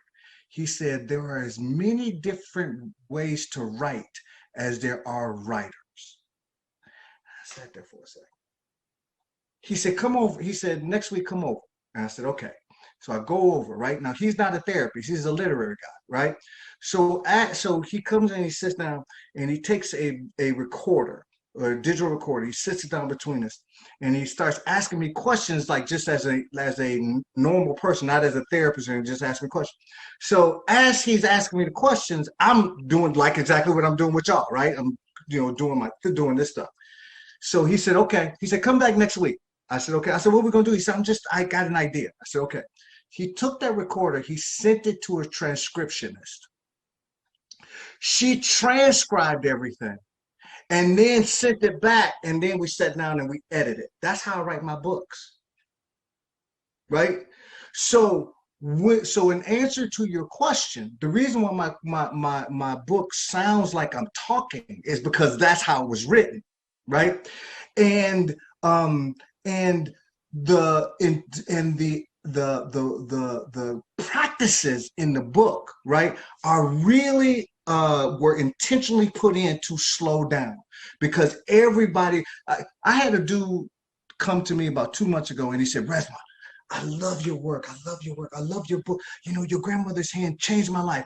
I got that book one day and I read it in 2 days. Before he could finish, I said, dude, you didn't get shit out of that book. You got absolutely nothing out of that book. If you did that book in 2 days, you need to go back, slow it down, and do the practices. The most important parts of the book are not the words, it's the practices and what emerges from the practices. That's the most important part of the book. And if you're not doing that, I'm not sure why you're even reading it, right? Because and so yes, it was intentional, because I know in my body, like I did 2 years in Afghanistan.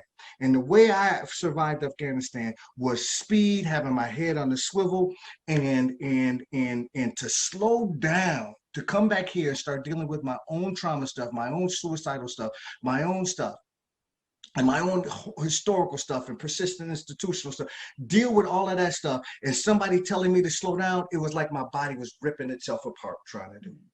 Right. And so I had other friends of mine, because I had other friends of mine that were trauma therapists.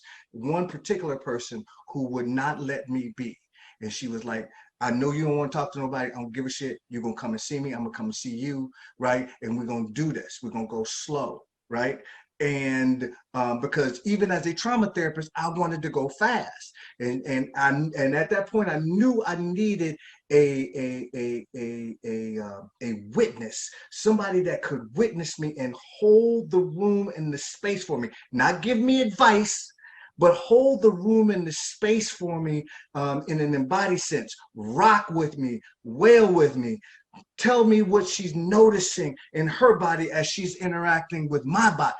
That is how I ended up not blowing my head off when I got back. And so that's why it's intentional. That's why it's the slowing down, because the protective trauma vortex is there for a reason. And you need community sometimes. Somebody when your individual resources tap, you need communal resource to tap into. Did I answer your question, brother? I'm mad at you because you did more than answer the question. Okay. Right? You also touched on some hard places and some soft places that I'm working through myself. Yeah. And I don't know, for the folks that are tapping in, I hope that it ministered to them the way that it ministered to me. Yeah. But two things that really just struck. Number one, like candidly, I similarly sat down and tried to write a book, and everything I produced was like garbage until I started speaking it out loud with somebody with a recorder. And I don't know how to write that way, but so it really was affirming to know that that's the pathway forward. Yep. But second to that trauma is real. And even as I'm working through my own process, like so much, I'm good at telling the story of my trauma. Yeah. But like to sit in like the tension of the trauma and just like and find and discover something new there. Yeah. That's not time that I typically spend. And so that's just a to hear beast, you, brother. Yeah, just to hear you say that. Just, because it's easy to just keep going and keep moving and keep like making it work and making it happen, right? That's it. And, to intentionally pause in the midst of those pain points. Yeah. And, to sit in your trauma, not in a way where you're sharing it so others can understand, but so you can better understand it. That's it. And that's some other stuff, man. So I'm disappointed that you brought that up, because now I gotta go do some more self work. I'm sure we'll talk. Yeah, come on, Resma, I'm saying. So let me say something about that, Brother Sean. So we are enamored with narrative. We're enamored with story, right? So when somebody starts to tell their trauma story, it's almost like, I call it trauma porn, right? If they can't look. I mean, it's really filthy, right? And this is why when I'm doing work with people, like people will be talking and tearing their narrative, I'll go, pause. Just pause. Let me tell my story. Nope. Pause. What are you noticing? What's moving? What should be moving that's not? What's the sensation of it? Did the heat turn up? Did your spit get heavy? Did an image flash in that you keep trying to push away? Slow it down, and I got you. I'm here with you. We holding this shit together, right? That's a different process than letting people just go. I'm not saying that stories aren't important, but we think that the stories are central to healing. And sometimes people are telling their story and they're backing into the trauma vortex, and nobody's helping them understand that they're backing into the trauma vortex.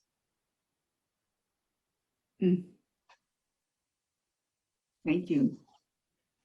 You're I welcome. think we've got Megan. Megan, you're up. Hey, Megan. Hey, Resma. Hey. Grateful to be here with you. My mind and my body are lots of stuff pinging around to reflect on. So thank you. You're welcome. I have to say, as I'm listening, part of what's really prominent in my mind is the people that I work alongside and I support in the work. Mm-hmm.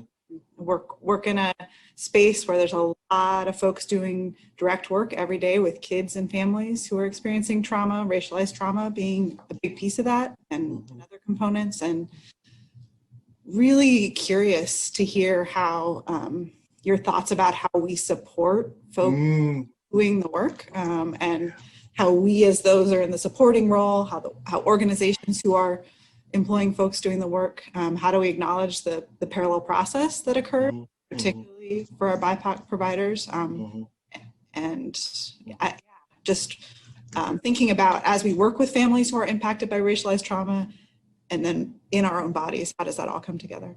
So for Black, Indigenous, and brown bodies, the first move that we make in order to survive and navigate white body supremacy is to override. Our first move is to override any notions of ourselves that may put us in a vulnerable place, right? So it's very fast, and it's faster than cognition, right? I watched my mom override. I watched my grandmother override. I watched my daddy override. Override is the first thing you do in order to survive. I don't have no time to pay attention to this shit. I got stuff to do, right? And so even when you try and provide room for quote unquote healing, right? You notice that a lot of people don't take you up on it, right? It's not because there's something defective in there. It's because something has happened to them and their people. Indigenous people are not defective. Something happens and continues to happen. Black people are not defective. Something happens and continues to happen. So when you watch Black people or Indigenous people not want to slow down enough to begin to move through the healing process, it is not because of defectiveness. So secondary and vicarious trauma is allowed to exist when it becomes decontextualized. You have to contextualize it. So you actually have to say to people, we're going to keep an eye out for secondary trauma. So secondary trauma is the trauma you get from administering help to people who are traumatized. Stop acting like it is, don't just couch it in burnout. It is structural. It is not episodic. It is structural. So you must contextualize it and make it part of your standard operating procedure. Otherwise, people will genuflect to override. Okay? It is not enough to have a day where people can just learn about herbs and tinctures and CBD and do a yoga stretching and all that different type of stuff. If it is not within the structure of your organization, it is performative and inauthentic, and those bodies of culture will not take advantage of it. You have to make it central. which means you have to be unafraid to bring up and create a container by which people can begin to process the racialized trauma, right? Both together and individually, and away from your white gaze and your white body and your white peering, right? They have to be able to do that in their own time, and you can create space for that. You can create reminders for that. You can create overtures for that, right? And over time, people may take advantage of it, but it's because you as an organization have decided to be consistent with your overtures, have decided to be consistent with your authenticity, have decided to be consistent with your ability to do something and get pushback from bodies of culture and soothe yourself down and not look for bodies of culture to make this comfortable for you. That's what I would say. As I listen, I think one of the pieces is I'm a therapist by training, and so the secondary trauma concept isn't new, but I think about what when you're socialized in mental health, like what you don't see of what you speak to eloquently as old and new, right? That's exactly right. Right. You're not Yeah, exactly. Because old and new is not a strategy. Old and new is vibratory. Mm-hmm. Old and new is image and thought, is charge, is texture, is weight. Most social workers in helping in quote unquote helping professionals don't have any, and especially white folks don't have any efficacy with that, with those intelligences, right?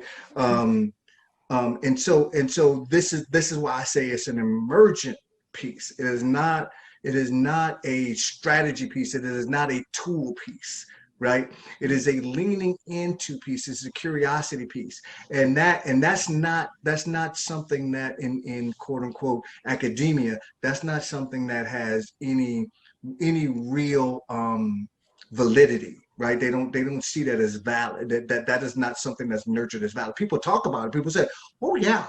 Oh, yeah, they talk about it, but it is not practiced. It is not, that's why they bring in the indigenous body. Come and talk to us about indigenous spirituality, right? It's not central. It's bullshit. And people know it. People the vibratory people creation. We are not separate from creation, right? So there is a knowing and a gnawing that happens in us, right? That we have not developed any really embodied way of articulating. And so part of what has to happen is that white bodies, because of their participation in this structure and are advantaged by this structure, have to go through a process of rehumanizing, right? Because they gave up part of their humanity to actually participate in this. Bodies of culture have to go through a process of reclaiming, right? Because what has happened to us was stripped from us, right? And so there are different processes that have to take place. So the idea of of secondary trauma has to be central. The idea of vicarious trauma. If something happens to me on the screen right now, you can be traumatized by watching it happen to me. Right? That's vicarious trauma. And so that is not within the curriculum of social work. That is not within the curriculum of being a psychologist. That is not within the curriculum of being an LCP. If it is a 1-hour workshop. Resmaa, I think our time with you is almost up. I'm looking at the clock. Okay. Yeah. But do you have time? No, nothing to apologize for. We're going by your clock, not our clock. Okay. So do you have time for one more question? I'm getting some similar questions from the community. Yes, please. So bringing it back to kids, Resmaa, you said that you're working on your next book. Yeah. My Grandchildren's Souls. Mm-hmm. Mm-hmm. We love that you bring that back to kids, and wonder if you could give us a sneak preview or what's got you most excited, most jazzed. Yeah. So the most exciting thing about it is that when you write books or you write anything, you don't know where the holes are until you actually produce it. right? And so there were a number of holes in my grandmother's hands, and it created dodges for white folks that I didn't see going in, right? And one of them was equating a body with a vocation. When I called police officers blue bodies, I messed up, right? There are no such thing as blue bodies. There's blue freaking uniforms and blue shirts. They are not blue bodies. They don't come from a different planet, right? They are steeped in this white body supremacy. And I let police officers, some police officers are off the hook by equating their vocation with virtue, right? Vocation does not give you virtue. Who you are is you live your life in a virtual manner, right? In a virtuous manner. And so just because you put on a blue shirt or a uniform does not automatically make you virtuous. And so one of the things that I'm doing with our grandchildren's souls is it's more of a kind of a, almost like a manifesto, a legacy book. I'm trying to patch up the holes. So 30 years from now, 60 years from now, people who pick up that book will go, oh, okay. I don't have to uncover in an embodied sense. I don't have to kind of wade my way through it. Resma did some pieces in my grandmother's hands, but then those other pieces and there will be some holes in our grandchildren's souls, right? There's gonna be some holes in there. And so what I'm trying to do is give people not the answer, but give them the ability to be curious around what and slow it down enough so they can be curious about what emerges forth, not saying, let me just say one thing. So Sister Leticia Nieto, who's a friend of mine, she uses this thing and I absolutely love it. So she talks about the difference between tools and toys. And a lot of therapists and a lot of helpers and a lot of allies ask me, what are the tools? Drosman, just tell me the tools. I need tools, just need tools. And the thing I've been saying based on Sister Leticia is this. Think about a toolbox. There's hammers in it, there's screwdrivers, there's things in it that are designed for you to fix something. There's a right tool for the right job, right? That's the way we think about living embodied anti-racist culture and practices. We think about it as a toolbox.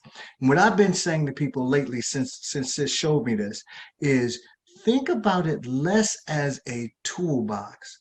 And notice when I say this piece, toolbox, and then notice when I say toy box. Toy box suggests curiosity. Does this fluffy toy fit inside this round thing? Oh no? Okay, well maybe this does. And curious about it. And it suggests a certain amount of playfulness, not unseriousness, but a playful quality in leaning into and not having the answer for it, but willing to allow the answer to emerge. We have to start thinking about living embodied anti-racist practice and culture building in the ways of toy box and not a toolbox. It sounds a lot less heavy. Yeah. Sounds friendlier and more resource, engaged, right? Resource. It's more resource. It doesn't, and I want to be clear here, because sometimes when I say that, white people nod, and I always get kind of nervous when white people agree with me. So I want to say that what I'm trying to say is that I don't mean unseriousness. I don't mean we're going to have a sourdough bread cooking thing or a kale party. That's not what I'm talking about. I'm talking about how do we be curious around what's showing up without having to lock it down immediately. So yeah. Hey Resma. Yeah. Will you come back and talk to us again? Absolutely. Okay. Absolutely. Yeah, I love this. Thank you so much. Thank you so much. And thank you to the panelists and everybody watching. We still have more. But Resma, I hope that you can feel the standing ovation, right? Thank you. Thank you. And the Thank appreciation. you. I love it. I love it. Let's build something, y'all. That's what this is about. This is not about us right now. This is about building something that at least I think, and I'm gonna say this last piece, I'm gonna go. I believe it's gonna take 9 generations before white folks even know what the hell is going on with race. And so we might as well start now. We might as well start putting that together now, right? And so I want to say to Brother Benjamin, Sister Sean, or Brother Sean, Sister Siobhan, I love you. Sister Megan, thank you for your questions. And Victoria, thank you as always. And this won't be the last time. All right. We'll hold you to that. All right. Thank you so much. You're very welcome.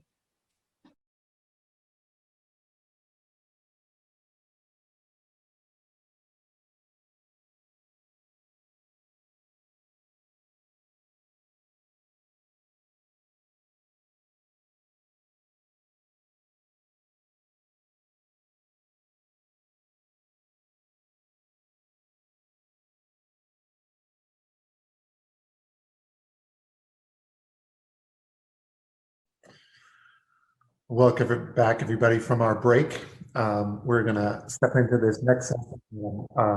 Really excited about it. I've been excited about every part of this conversation so far. So it's just been an incredible journey so far in this meeting and this conversation.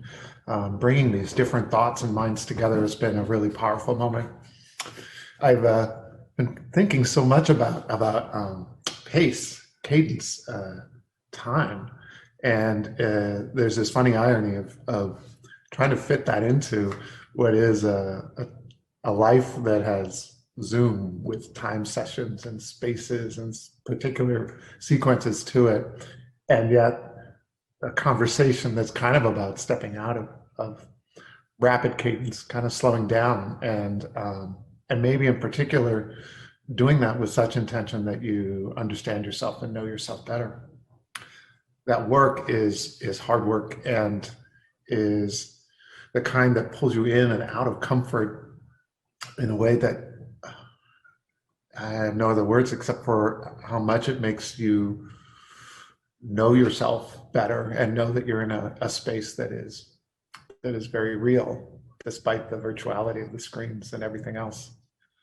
I appreciate the depth of conversation and the way in which there aren't quick answers. There aren't sudden revelations that just move you through 3 words into some other place. There are seeds that take root. There are ideas that you need to contemplate and argue with and pull in and out in your mind. And I find that in some ways the most stimulating kind of learning you can possibly have. I'm so appreciative to see this word brilliance keeps coming up in my head, and I think it's maybe because I've heard others say it too, but the sophistication, the contemplation, the understanding of trauma and healing and its time factor across generations has just been really powerful. And it makes me look forward even more to the way that some other voices, some more voices that you've already met initially are going to bring themselves into this space. And I hope that you find places where things connect, and I hope you find places where they move apart. And I hope that all of that is part of something that makes this more than a few hours in front of a screen, and something more about an invitation to a very personal journey and a very shared journey at the same time. I'm going to invite our first guest speaker to come on. You're going to hear from each of them. They're going to spend 10 or 15 minutes sharing with you. And the first one that's up is Megan Beers. So I'll welcome Megan to this space. Thank you, Dr. Danielson. Thank you in particular for, as I start this conversation, your reminder about pace and slowing down and intention and reflection. So I appreciate that as I lean into this conversation. Hello to everyone today. It is really thrilling and also a little bit terrifying to think about the number of you gathered in the forum this afternoon. I'm truly honored to be a part of this conversation and to be sharing a virtual space with each of you. My name is Megan Beers, and I am privileged to be the Chief Operations and Program Officer at Child Haven. I'm a psychologist, born and raised in Washington. I am an early childhood mental health specialist, and closest to my core, I am a mama to two curious, kind, courageous, and often very wild little boys. Child Haven is a King County organization that, at the core of our work, is healing. Healing through resilience, healing from trauma and adversity. We exist to serve young children and their families in times of great stress. Families who are experiencing or have experienced trauma, often across multiple generations. When folks hear of childhood trauma and of our work at Child Haven, often what they think of first is what I call big T trauma, represented loosely here by the tree. While that's certainly the story of some of the kids and families that we serve, what is much more common is that the children and families that we partner with experience chronic adversity and toxic stress that stems from systems of oppression and the instability that results from generations of community trauma. This is the soil in which the tree grows.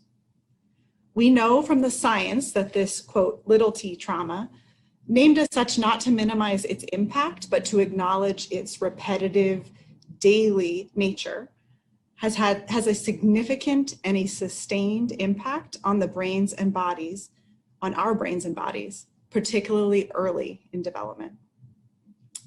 This transition from big T trauma to little t trauma parallels my own development. As a therapist by training, I was socialized in a mental health world where trauma happens to individuals within families. As a white woman, my body has not been subject to racial oppression. My education glossed over community and historical level trauma. A critical part of my own anti-racism journey is the ongoing work every day in each moment of unpacking this socialization and an intentional deepening of my own understanding of how trauma has been experienced by communities, by populations, and across history. Child Haven is a mature organization in our community with a really rich history. Our history is one of both wonderful intention and impact, and a persistent thread of white saviorism, of doing to or for rather than with. And currently, we're in the process of transforming. We have been and will continue to be on a years-long journey to transform how we partner with kids and families, changing our service models, engaging in an organizational development process to become anti-racist, inclusive, and multicultural, and continuing along being a part of a collective journey of healing. We are learning and making mistakes and falling down and getting back up and continuing to move forward. I'm grateful for the opportunity to share just a bit of this journey with you today. The sharing holds a lens for how racialized trauma is critically intertwined with child and family well-being, and is essential in a community like King County, where we routinely see disparate health and well-being outcomes for BIPOC children and families, due in part to racialized trauma. While I'm certainly sharing my own experience at Child Haven today, the stories are absolutely not mine alone. And while I reference painful history and hard moments between members of our team, please know that the stories are shared with love and the utmost respect for my colleagues, particularly those who work alongside every day the children and families that we serve. I come to this work from the perspective that organizations are much like individuals. Like each of us, organizations have personalities and ways of being. They have stages of development. And most critically for today's conversation, organizations respond to repeated stress and trauma much like individuals do. Like many organizations in our community, Child Haven has a history of investing in racial equity work that spans many years.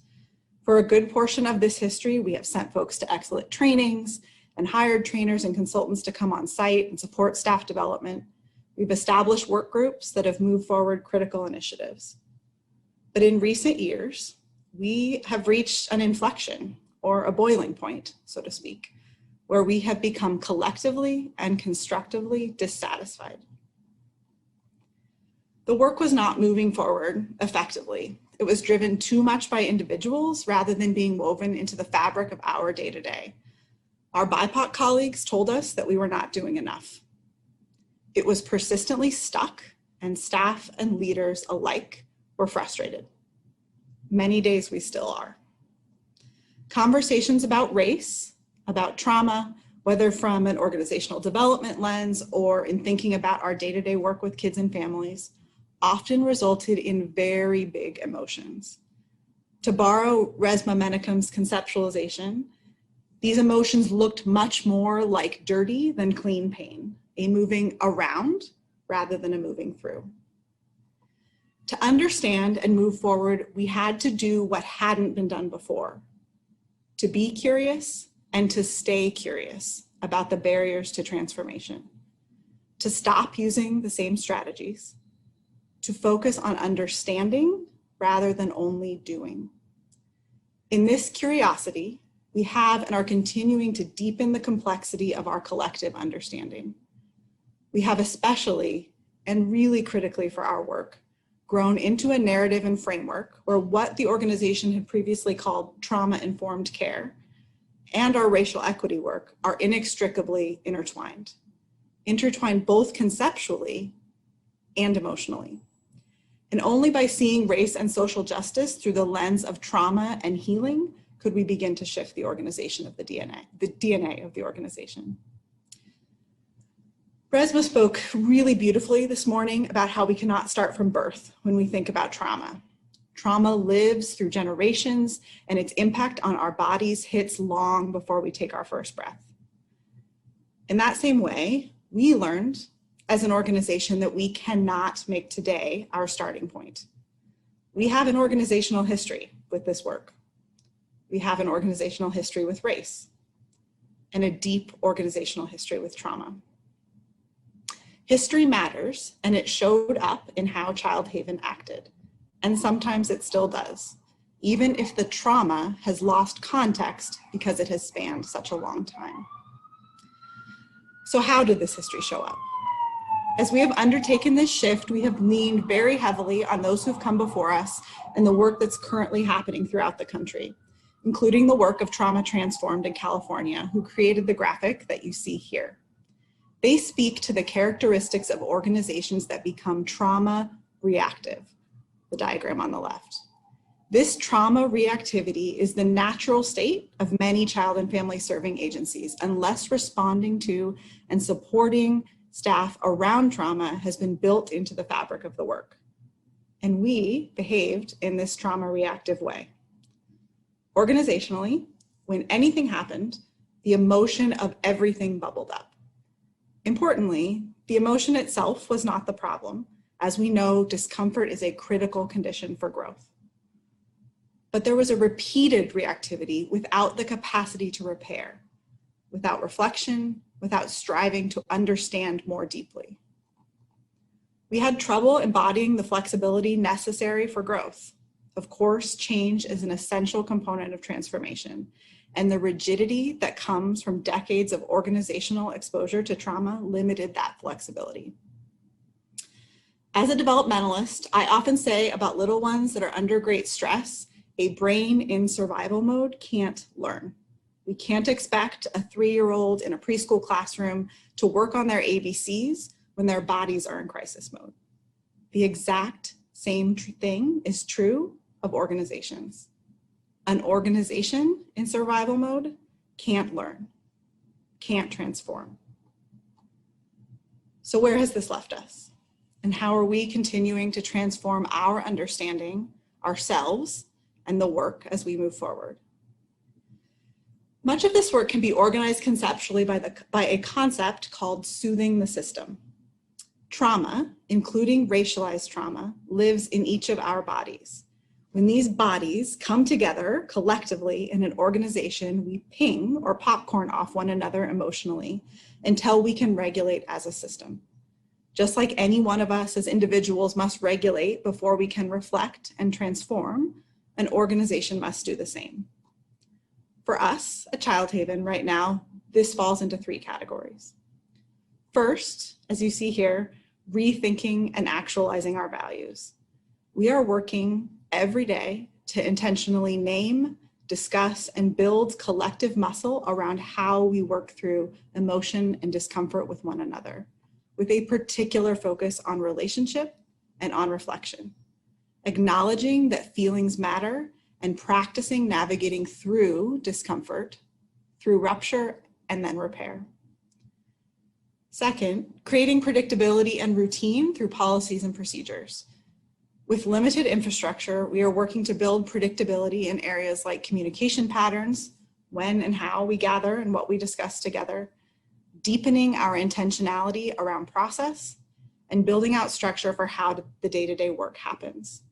So much, as many of you know, in child and family serving organizations is unpredictable. Policies, procedure, and standard practices contribute to creating a safe container through which we can center ourselves and move forward in this critically important work. And finally, being always mindful to developmental stage. We borrow from the developmental concept, the zone of proximal development, finding that spot of learning that creates challenge and growth, so not too easy, but not so far out of our current capacity that it exceeds our developmental level. We work to be honest with ourselves about where we are at, how far we have to go, and acknowledge that we are operating within a complex developmental system. 14 service lines, 115 staff, 2 boards, community partners, and hundreds of children and families. Our board has different needs, history, and capacity that guides their developmental level in moving forward governing for equity than our internal teams who are doing this work day in and day out with families. When we misstep, we are mindful of reflecting on why and thinking about the unique history that each of us brings to this transformation. I will conclude with this. We are early on. We have much healing, work, and growth ahead of us. I hope that if I were to have the opportunity to be in conversation with any of you about organizational transformation in 6 months or in 5 years, I would be sharing very different things. As the work of transformation, both my own personal journey and our organizational one, is dynamic and developmental. I very much look forward to continued learning from my peers in the forum today as we progress through the afternoon and more conversation amongst us all. Thank you for your commitment to understanding how racialized trauma impacts the children and families in our community, and for putting that understanding into practice through reflection and action in your work every day. And with that, I will pass the baton to our next presenter, Siobhan Bright.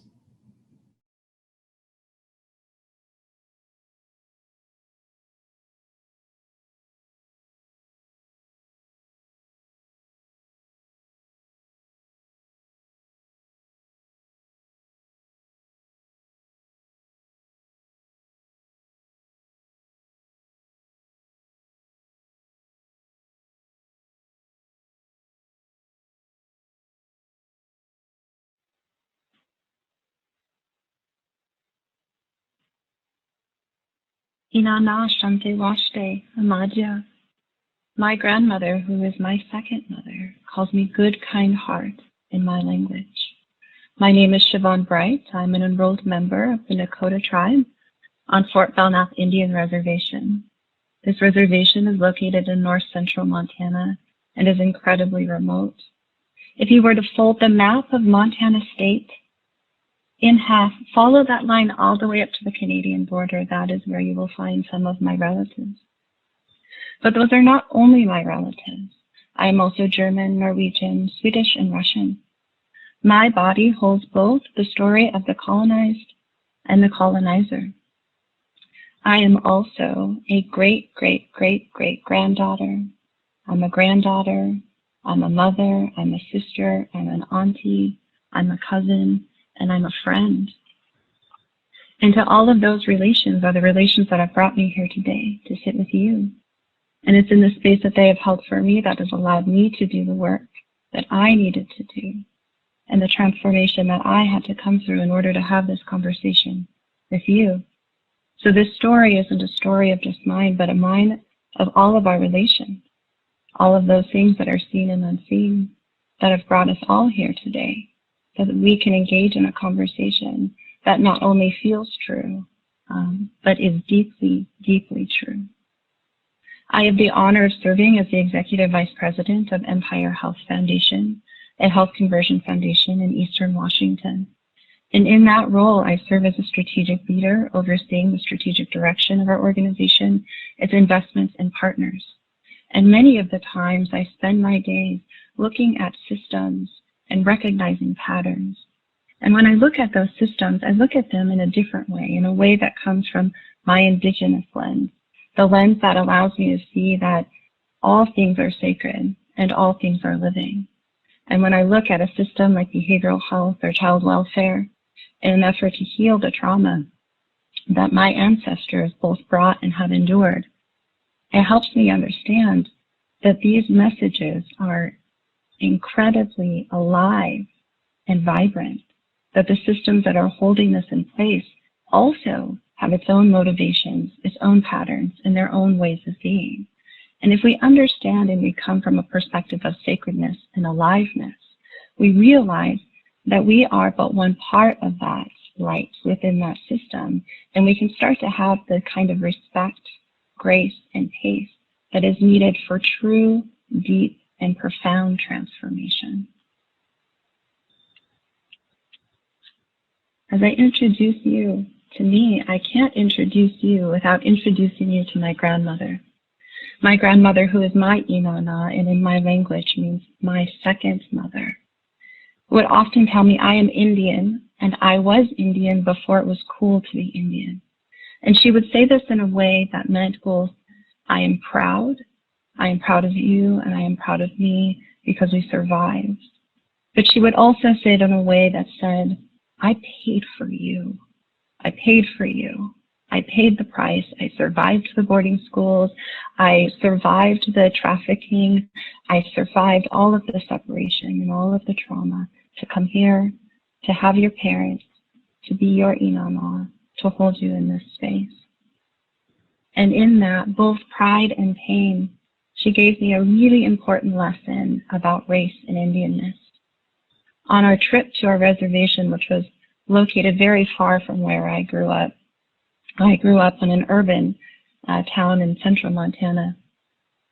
As we were driving there to our reservation, which took 11 hours and at the age of 5 or 6 was an incredibly long time, I was thinking about Indianness. I was thinking about how my mother was white and she had light skin, and how my father was native and he had brown skin, and how I knew that I was just certain that I was Indian. And I looked at my grandmother, and I looked at her very, very dark skin and her very dark hair, and I asked her if she was Indian. And she could see this questioning, and instead of answering, she asked me, she said, what do you think I am? And I told her, well, my mother's white and my father's Indian, and I know I'm Indian. And as I looked at my skin and I looked at hers, and I told her she was black. And she laughed at me. And she laughed at me the only way my grandmother can, which is to laugh with her full body. And she said, oh, my girl, I am Native. And you are Native because I am Native. You are who you are because of who I am. And understanding this inheritance helps us orient in the world. And in our Indianness, we also inherited a deep and profound story of human rights violations that still continue today. American, Indian, and Alaska Native children experience post-traumatic stress disorder at the same rate as veterans of wars in Iraq and Afghanistan. This was reported in 2016. That means that 22% of Native youth are experiencing PTSD that is 3 times higher than that of non-Hispanic whites. And this story did not stop with my grandmother. This story is also my story. And when we tell stories, we are working to create a context in which we can transform what is chaos and chaotic and doesn't make meaning, and transform it into order so that we can orient, integrate, and become whole. And in my teachings, and this is specific to my Indigenous understanding, is that we are many selves. We are the selves that we inherit from our ancestors, our ancestral selves. Those are things that are our gifts. Those are our traumas. Those are our base drives of love and joy, of pain. All of those pieces are there that feed us and feed our connection to self and spirit. And our job with all of that inheritance is to integrate it so that we can become whole and become conscious. And our other self is our surface self. That is the self that you see here today talking to you, the one that reflects in the mirror, the one that shakes your hand, the voice that you hear today. That is the one that is easiest for me to know, and it is also the easiest for you to know. And then we have the historical self. That is the creation story, or the story of how we came to be. And understanding our histories helps us orient in the world. Then we know where all of that inheritance has come from. What was its origin? What was it designed to do? What is the life that was in it that brought it meaning? And why does it still exist today? Because things that exist today that are old, they continue to exist today because they work. Old things exist today because they work. And when we look at the lens of our work, we can look at the work of our foundation through a similar frame of ancestral, surface, and historical self. The story of trauma in our Indigenous communities in what is now known the continental United States is profound and incredibly swift. In what is now the lower 48 of the United States, it's estimated that we had 10 million Indigenous people and numerous tribes and numerous languages and cultures thriving on land as in a hunting and gathering frame. By the 15th century, when we started to experience colonization prior to forced relocations, prior to reservations, when first contact came, Europeans came not with advanced technology, not with better weapons or better strategy. They came with pandemic, they came with epidemic, they showed up with influenza and smallpox. From living in animal husbandry histories, animal husbandry that didn't exist in hunting-gathering societies, brought over diseases that we had no immunity for, and within 200 years decimated our population from pandemic. Within 200 years, 90% of our native population was lost. With only 1 million remaining in the 17th century, we were forced on to reservation and to endure acts of genocide. By the 19th century, only 250,000 survived on reservation, meaning that of the original population size, only 2.5% remained.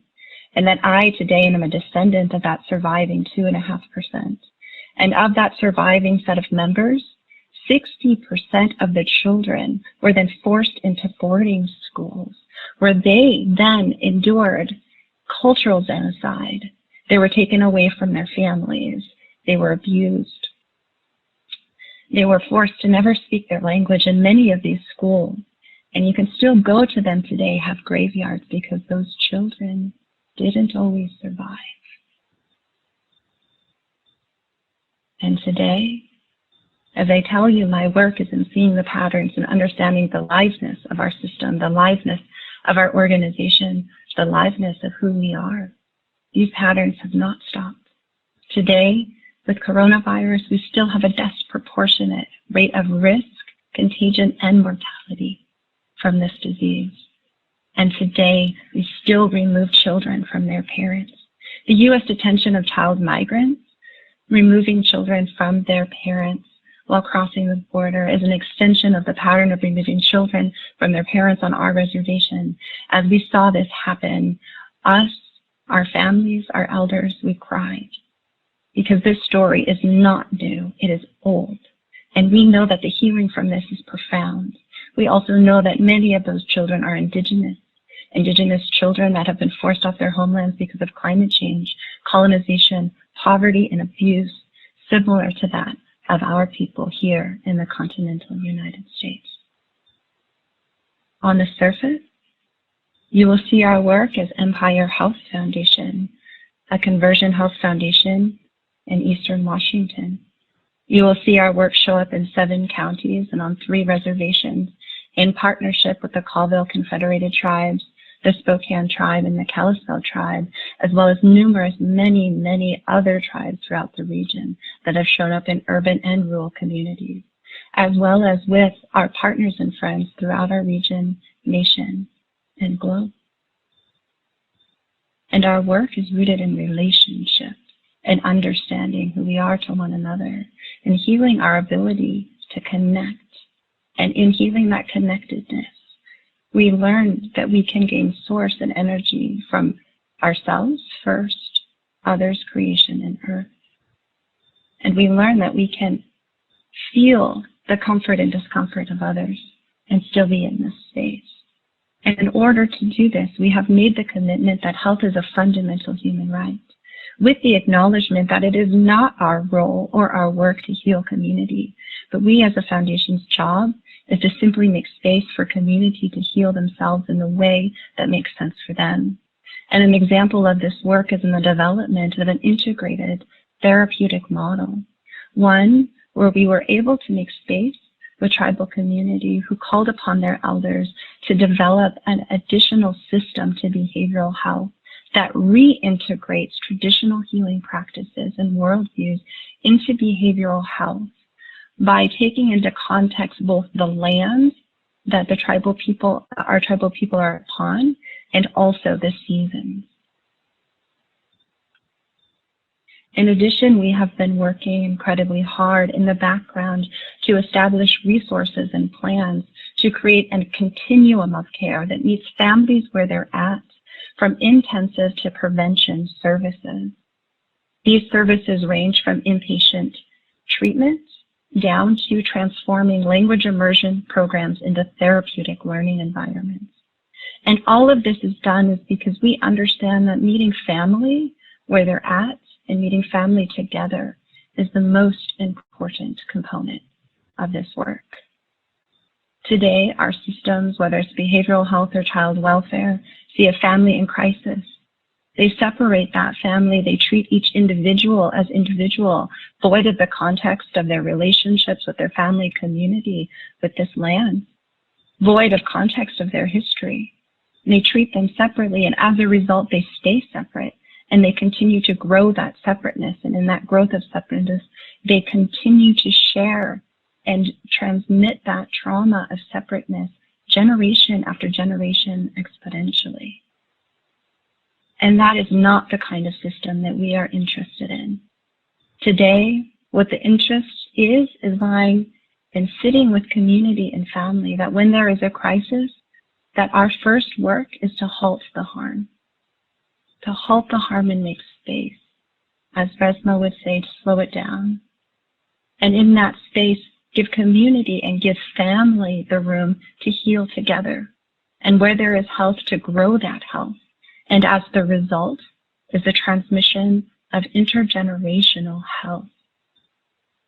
And this work is all bound in our histories. This is not work that we do for others. This is not work that you can do for other communities. Ultimately, fundamentally, this is work that you have to do for yourself. This is a map called Mercator's Misconceptions. Mercator is the map that we typically use to describe our geography. But as you can see it move and shift, the smallest components show us the actual proportions of geographic land. And with this map, I recommend that you do what I have done poorly so far, is to take the truth of that geography. Take the truth of that map and to draw the lines of your history, to trace the path of your ancestors, to ask the question of how did you get here? What was your creation story? How can you start to better understand who you are in this place? And I share with you a quote. It says, "If you have come here to help me, you are wasting your time. But if you have come because your liberation is bound up in mine, then let us work together." By Lila Watson. Thank you. I will hand it over to you, Sean.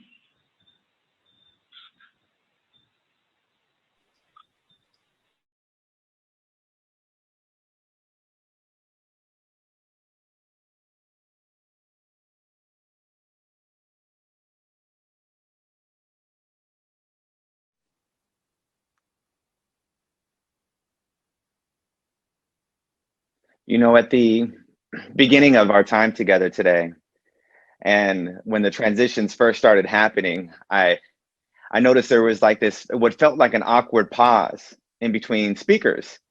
And I was thinking to myself in that moment, like, I wish that pause was cleaner. I wish that pause was faster.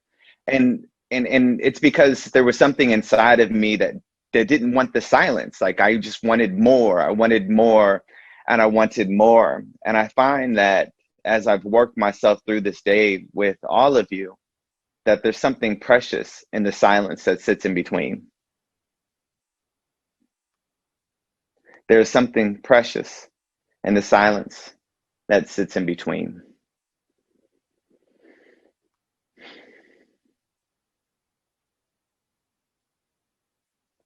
My name is Sean Good. I am married to the most amazing woman in the world.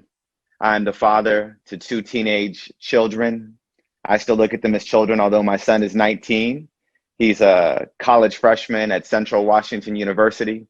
He is currently in a dorm room taking virtual classes, which means one of 2 things. As I tell people, it either means that I'm independently wealthy, or I really wanted my son to be away at college, like super, super bad. And leading a nonprofit, I'm sure you can imagine which one of those 2 is right and which one isn't. And I have a 13-year-old who is an 8th grader and navigating the complexity of 8th grade virtually while simultaneously getting a degree in TikTok, where I feel like she is learning a terrific amount about things from dance movements to Black history to recipes to hairstyle, designs, makeup. TikTok is a wealth of resources that I'm absolutely oblivious to, because if it was up to me, I still have my MySpace page active. And as I mentioned, I'm married to the most amazing woman of the world, my gift from God, my angel from heaven, the love of my life, the woman of my dreams. I could go on, but I am limited in time. And lastly, I steward a nonprofit called Choose 180. And we are an organization that works to transform systems of injustice while simultaneously supporting the young people who are disproportionately impacted by those systems. Our work began in 2011. The district attorney in King County, the county in which I reside, reached out to a community leader, Doug Wheeler, and said, "We are failing our Black and brown children. Is there something that we can do together?" And Doug leaned in because the white district attorney said, "Our children," and not "your children." And together they co-created what at that time was called the 180 program. The work has evolved so much over the course of the last 10 years. So what I'm gonna do in the time that we have together is I'll share a little bit about my journey, how my journey intersects with the journey of our cause, and how our collective journey towards justice can move us to a new place in our country and begin to model a new way of being for the world on how we achieve what I believe is truly just for us. Now, my engagement with the criminal legal system began at the age of 6. My brother, when he was a 13-year-old boy, was locked up for something he was found guilty for and was incarcerated until he was a 21-year-old man. Now, my earliest memory of my brother is as a 6-year-old boy. And I remember visiting him inside of this institution that he was locked up inside. And I walked up to the guard's desk as I came in to check in, and the guard was excited to see me because on the wall behind me was an article that was written about my brother. And it wasn't an article that was published because of something he did wrong, but because of something he did right.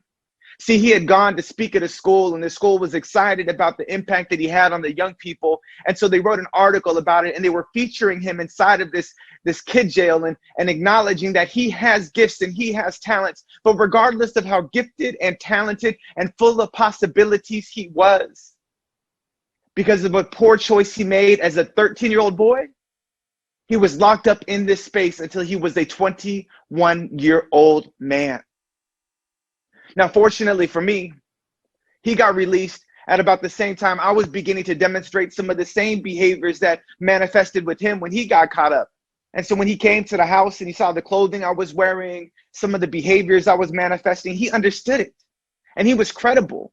And so as a credible messenger, he spoke into my life and was able to see me, not as a problem to be solved, but as a possibility to be developed. And that's what our organization does for hundreds of young people throughout our region every year. We engage them at critical moments with people who are credible, with lived experience, folks who have walked the walk and can talk the talk and have had the liberty to pause, pivot, and commit to a new direction. And we engage these young people at these critical moments with people who can see them as a possibility to be developed and not a problem to be solved. Connect them with our intentional programming, help them understand where they are, where it is they aspire to go, what are the right supports, right choices they need to make, and what needs to get left behind.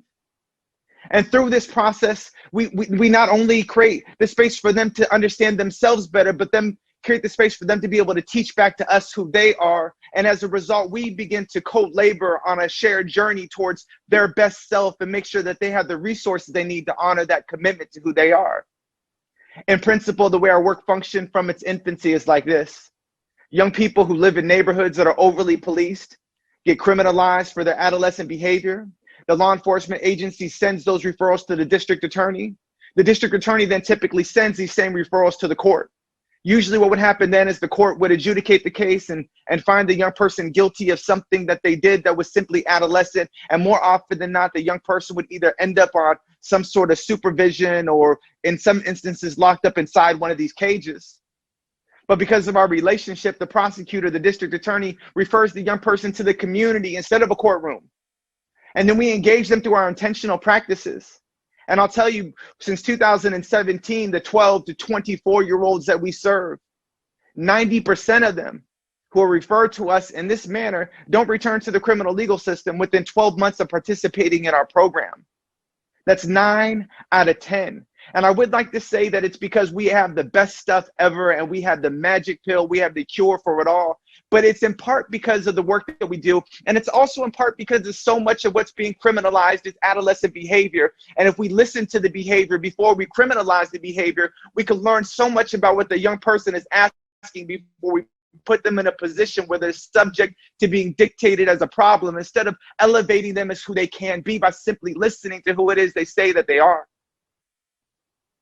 And our work has evolved over time. We support young people through this criminal legal system method, and we support young people who are likely to be suspended or expelled in school. We support young people who are re-entering into community. We have summer programs for young people. We have an advocacy program for young people, and all that is substantial and it matters.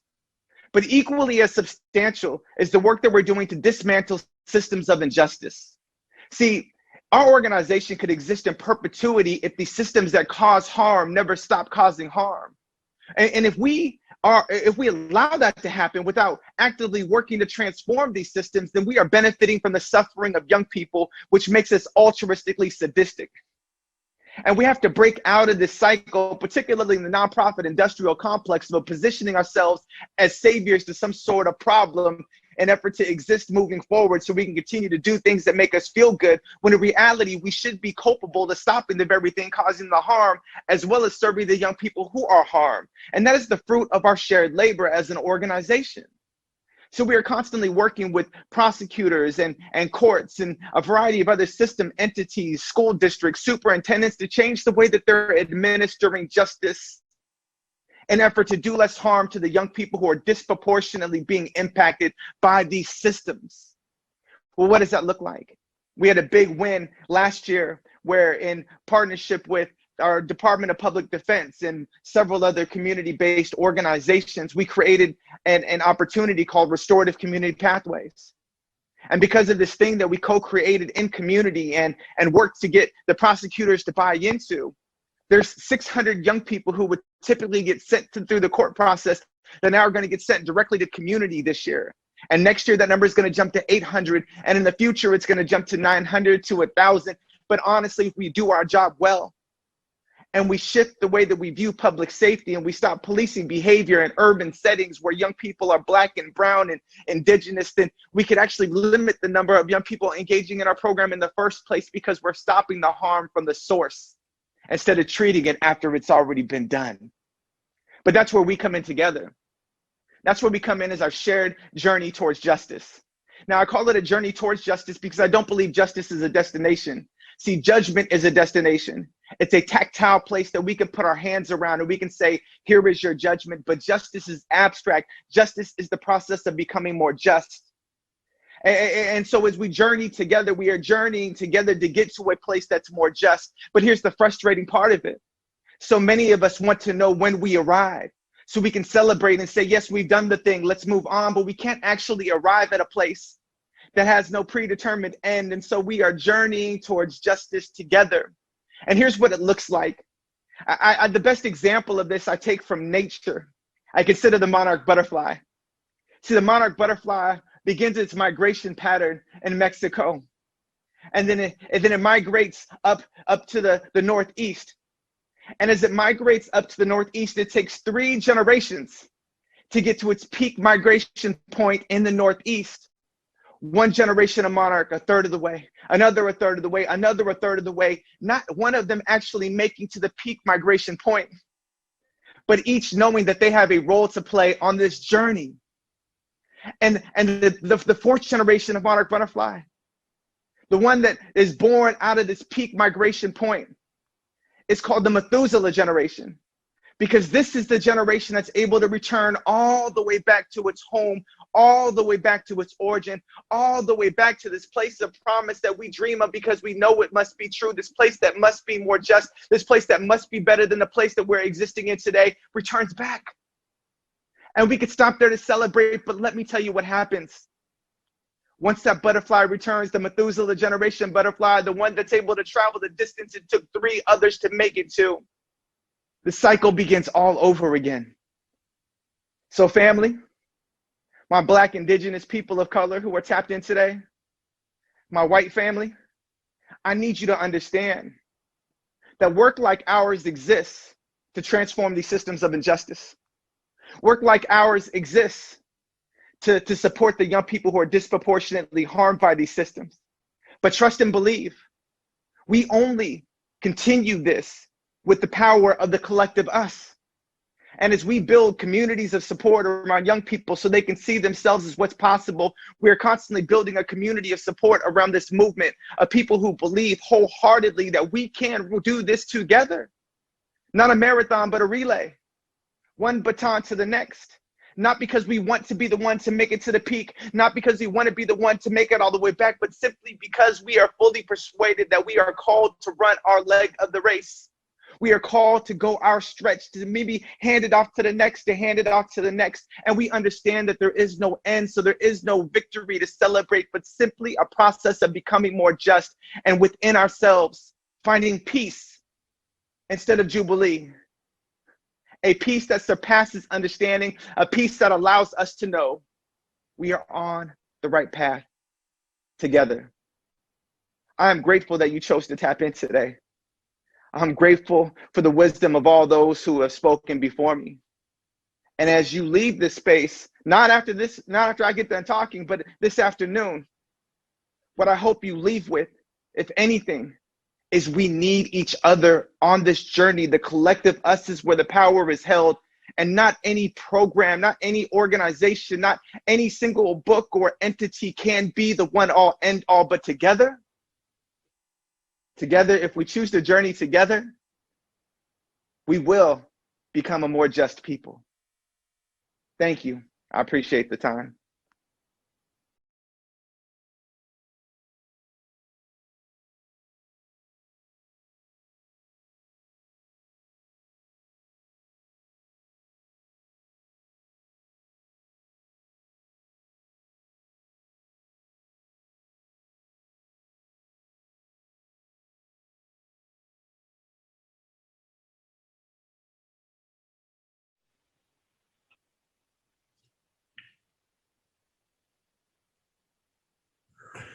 Welcome back. And now we have a chance to speak a little bit and learn a little bit more from the panel. I wanted to say I so appreciated the things that you shared. I have my own recognition of how challenging it is sometimes to put the things you want to say into these 15-minute aliquots and really express all that you're surfacing and bringing up. And you both, all three of you, did such an amazing job of that. This is a time for some question and answer. It's supposed to be fluid and organic. I honestly don't have very many questions actually pre-developed, but I was hoping to start with asking each of you to say something about what you are taking from the other presentations on this panel. What are you gleaning or starting to digest or consider or contemplate? Either it strikes really close for you or it creates a different kind of curiosity. I just thought maybe we'd go in the order of folks that you did your presentations and just remark a little bit about what you're starting to learn, understand, or want to understand more from the other two presentations. So do you mind going first, Megan? Sure, jump right in. Wow, it's a big question. A lot to be processing and digesting and thinking about. I guess mostly what's coming to mind coming to my mind immediately is sort of words and themes. The theme of space to pause and pause, reflection, and also a communal theme. I stuck in my mind, Dr. Danielson, from your presentation at the outset, you said shared power is infinite, and that bookmarked, that bookmarked then by Sean, you sharing at the end, like the communality of us in this work and the passing of the baton in the relay. So just feeling the collective, strongly the power of the collective and the attending to both inward, each of us, and then kind of how we all come together. Beautiful. Thank you. Siobhan, willing to share some thoughts? Yes, I had a moment right during break to tell Sean, I said, the moment you said it's not a marathon, it's a relay, I was like, yes. Yes, say that over and over again. It's not a marathon, it's a relay. And that we're in this generation after generation after generation. And the way out of it is the same way that we got into it.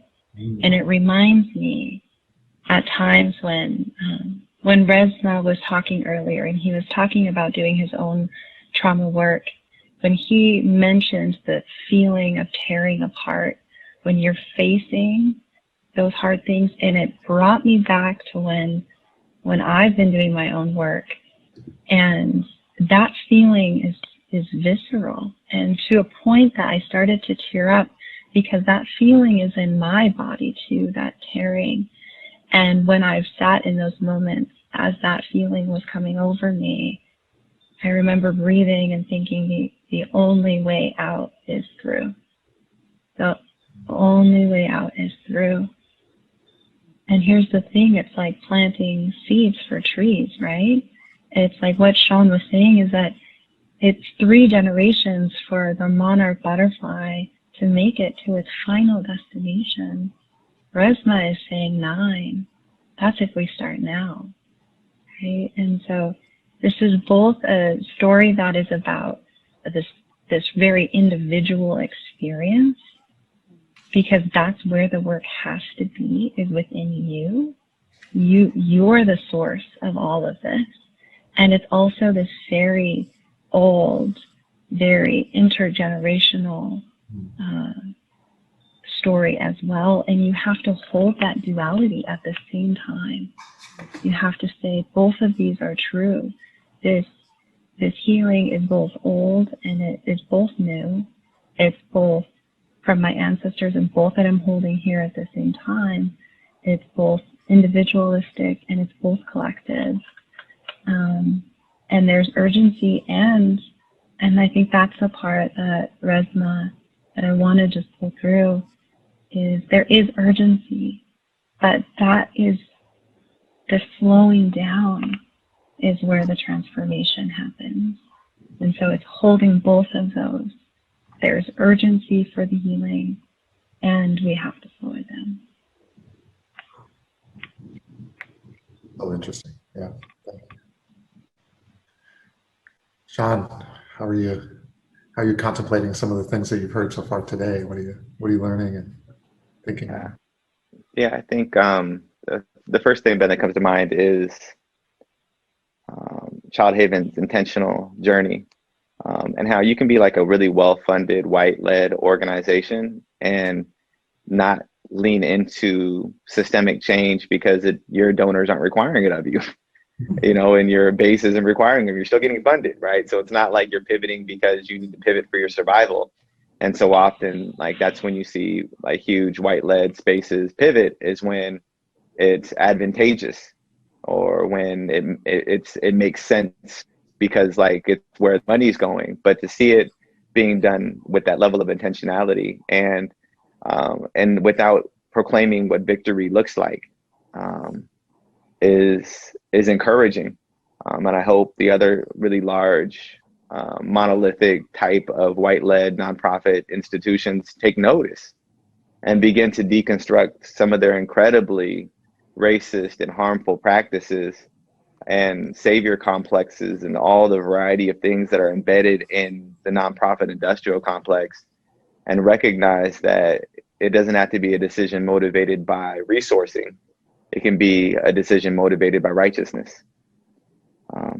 And my dear sister Siobhan, like you have the most subtle mic drops ever, where, you know, I like the difference between our cadences couldn't be any more stark, right? Where I'm like, I felt bad for the teleprompter situation. I was like, I don't know what it looks like on the other side, but if they're able to capture these words and they're not all blurring together, that is a creative miracle in themselves. You know, your visuals were stunning and were only superseded by your ability to draw us in with your wisdom. And the map is something that I can't unsee right now. Something that I've known, the story of your grandmother and your grandmother asking, well, what do you think I am? And you saying, well, you're Black. And she's like, no, I'm Native.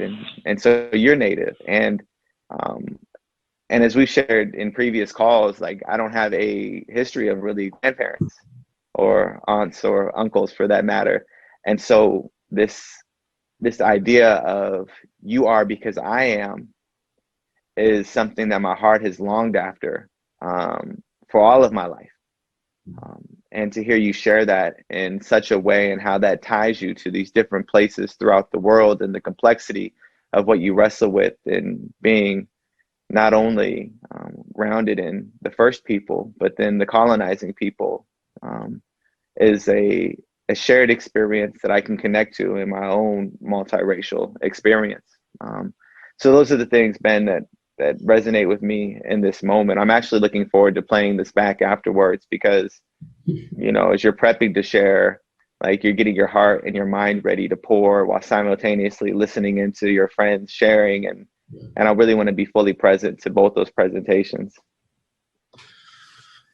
So true. Again, we're trying to fit what is this expansive and important conversation that's also all about pacing into this time frame and these boxes that we're in.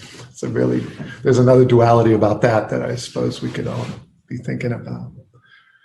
Siobhan, I was hoping I could ask a little bit about the statements that I heard a couple of times. The old things exist today because they work, because they've worked and have persisted. And there's this enamoration with the new, the progressive, and the next term, the next language, the next approach, the innovation. Just wondered if you could help ground us in your statement about the old things exist because they work, and maybe pull us away from our desire to always be looking at that shiny next thing.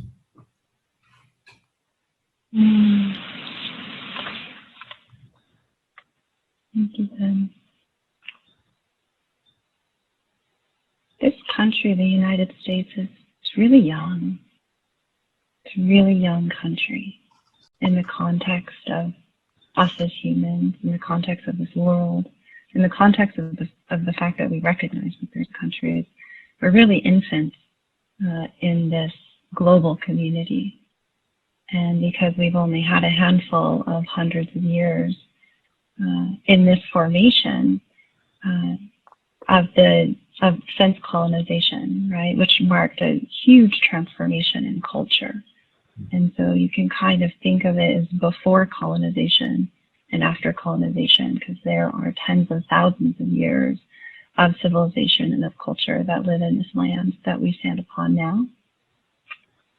But in this European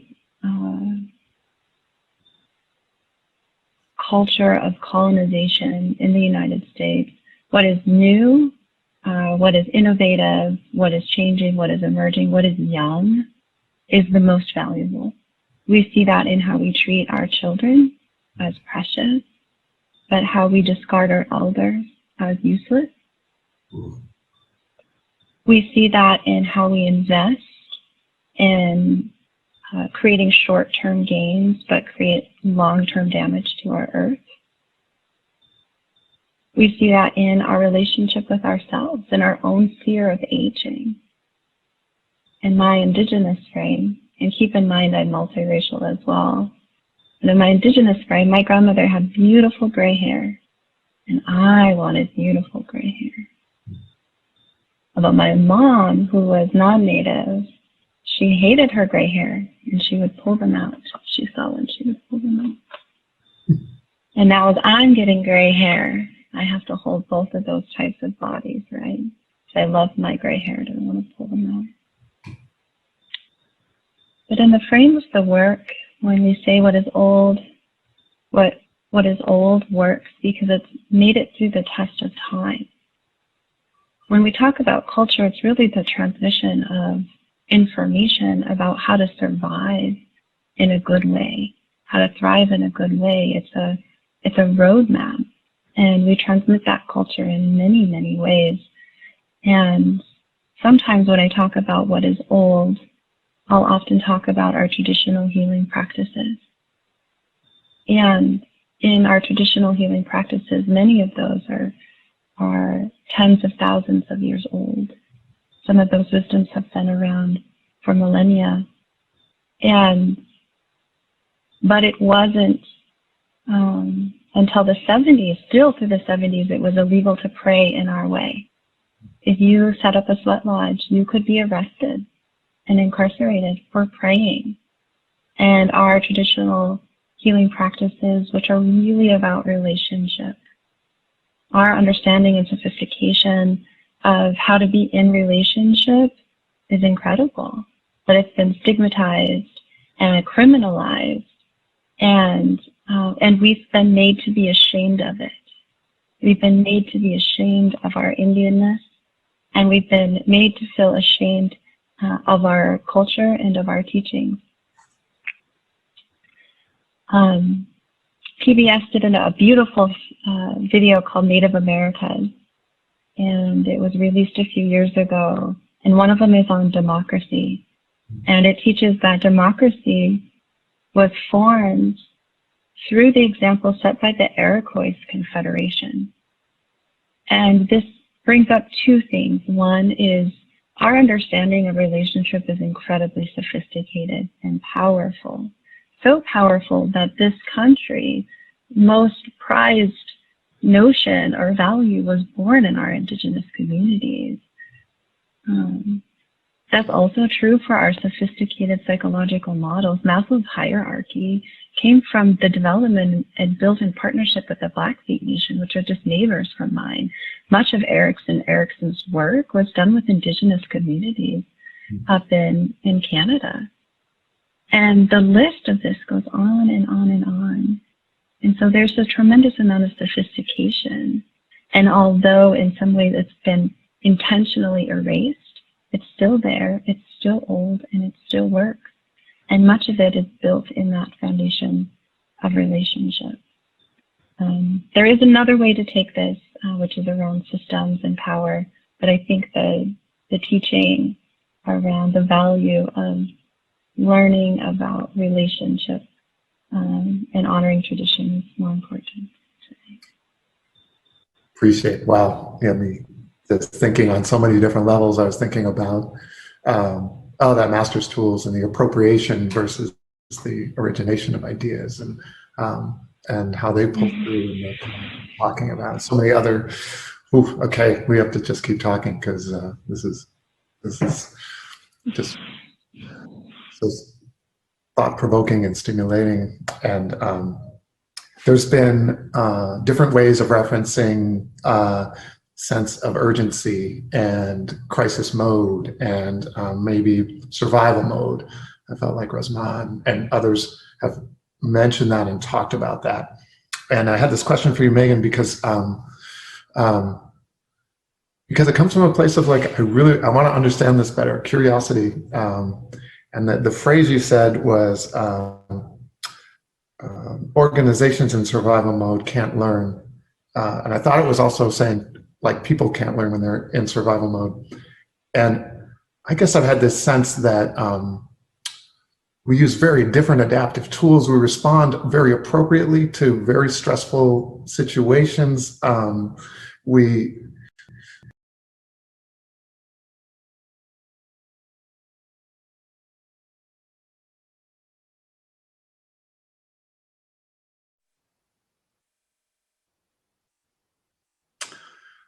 There is no irony in the idea that I was asking a question about crisis in survival mode, and this conference suddenly went into survival mode and kept us from continuing our learning process. Because the question I was asking you, Megan, was that it just had me curious and thinking about this idea that I heard you say about organizations and people in survival mode can't learn. And there's a piece of me that just doesn't want to believe that it's a different learning, or it's an adaptation. It's a proper response to the spaces that people are in or something. And just wondered how that concept of organizations and people, especially in survival, can't learn. Yeah. Well, first, I think an acknowledgement of and a restatement of a point that is in the question, which is one of my favorite phrases is, it makes sense, right? How we respond makes sense given that we adapt to the conditions in which we grow, right?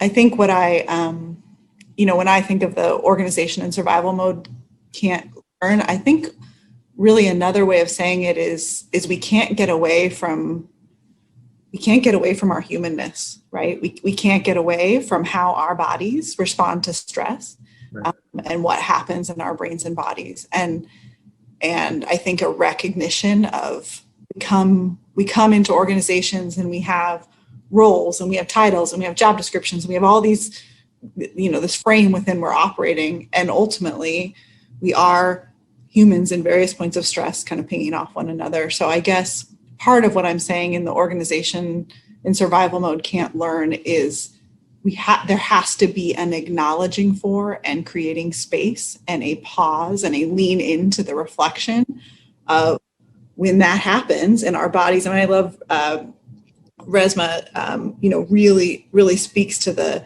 kind of the tension and the coming together and the press. It would be kind of a way I would think of it of when we feel that activation. And I think what we often do, and when I say we can't learn or the learning gets interrupted, is we blast through that, right? We blast through that, and in blasting through the emotion, we often do what is the routine thing, right? We do whatever it is we have adapted to do.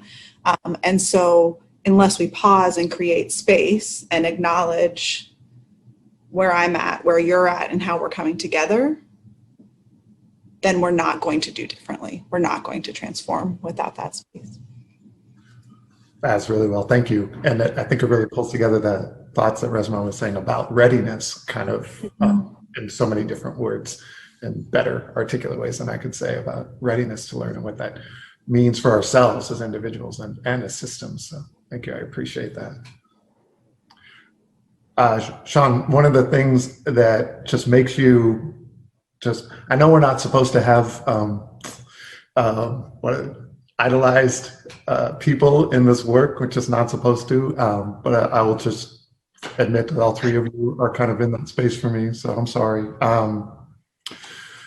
But I idolize you also because I've seen and I've known your work for these many years, and there is something remarkable about the 90% number that you were naming about how in that way things are successful. And I do not at all mean to denigrate the 10% or the ways in which it feels like that doesn't always feel like the space you want to be towards. But I'm so struck by the way you glow as a person and your ability to work with some pretty kind of tall, stone-walled organizational structures within our systems. And I don't know if I would have expected you to be able to interact so well with systems that don't glow. I'll just say that. And is there something you can say about how to work in relation to those systems? I'm trying to move away a little bit from you're either inside or you're outside, and what inside outside. Yeah. But I do understand this conversation is about relations, and some of it is relating to systems. And what would you say about being able to relate to systems that are so far distant from how I see you living walking in the world? Yeah. Well, thank you. Thank you. Systems, in my opinion, are amoral. And it's the people who operate within the system that carry the moral value. And they're the ones that dictate the outcomes. I mean, A plus B equals C is really irrelevant until you begin to put value to A or B or C, and then you begin to solve for what's in between, right? And so my philosophy is twofold. Number one, how do you intentionally insert yourself into the equation as a variable of change? So if A plus B has historically caused great inequities, then how do I add in myself into that equation and our work into that equation to begin to transform the outcome? Right. And then the second part is that our organization believes that there's not a greater motivator for behavior change than grace. And that guilt will lock you into a moment of reflection of who you are and that thing that you did wrong. But grace, knowing that you should be guilty, knowing that you should receive some sort of penalty, knowing that you deserve worse, but yet you're getting so much more in exchange. We've watched that not only transform the lives of young people, but we've watched that transform the lives of system folks who felt strongly that there was only a one way forward. But by being in relational proximity to them and candidly loving on them unapologetically and demonstrating that I can disagree with you. You know, I regularly have conversations with folks who are system practitioners, and I disagree, or will write an op-ed and say, I disagree. And I'll also still be in relationship, because the minute that I other the other, I become the other. And we often get addicted to like this cancel culture or this othering because it's quick and it's concise. And it goes back to this journey towards justice thing again, because we so desperately want to put a period at the end of all these sentences when our lives never have a period. We're really one comma after the next, or at best a semicolon, right?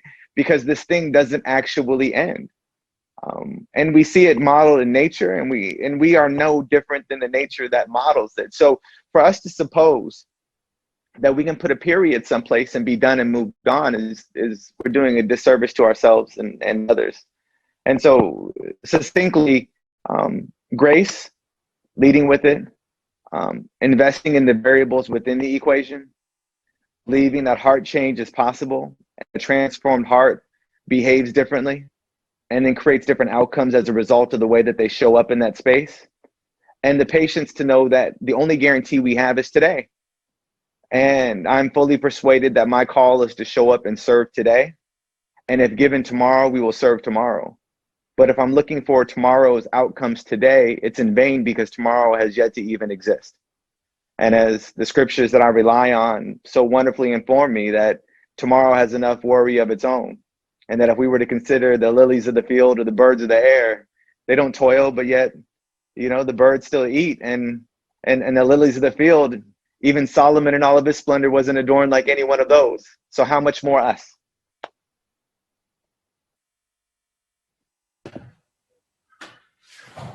You actually had me wanting to say amen right in that moment. That was beautiful. Thank you. And thank you for reframing that whole construct. I appreciate that. I'm going to be continuing to think about that in my own processing.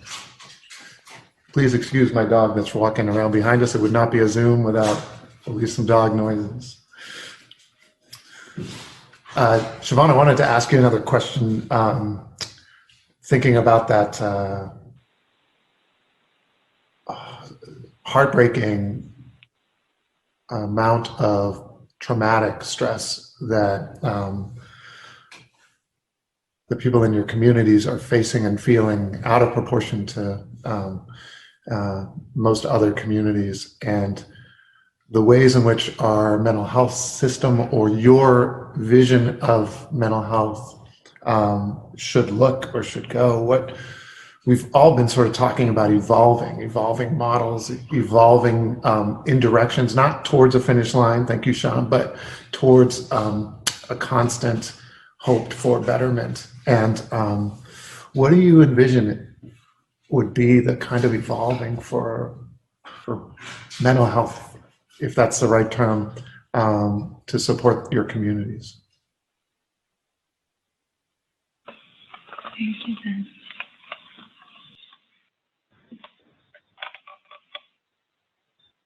The existing behavioral health model is built from a materialistic worldview. And it's really important to understand this, because what our systems are built to do ends up being what they're really good at doing. They also have their own origin, their own creation story. And so if you can look at them from the beginning, what were you created to do? What was this machine set in motion to create? And it was rooted in a materialistic worldview, and much of our medical model is. And if you look at the medical model, it's really good at following the physiological path of pathology. And so where our medicine has had the most advances has been in things that it's really good at surgeries. It's really good at fixing broken bones. It is not nearly as good as healing broken hearts and addressing behavioral health. Not at all, not by far.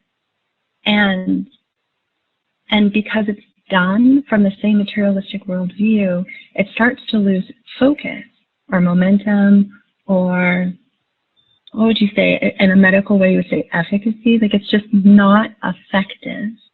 You know, Ben's thinking, yeah, maybe as a doctor we would say that. Thank you, Ben. But when we are working to, if we from an Indigenous worldview understand that we are one, deeply interconnected within ourselves.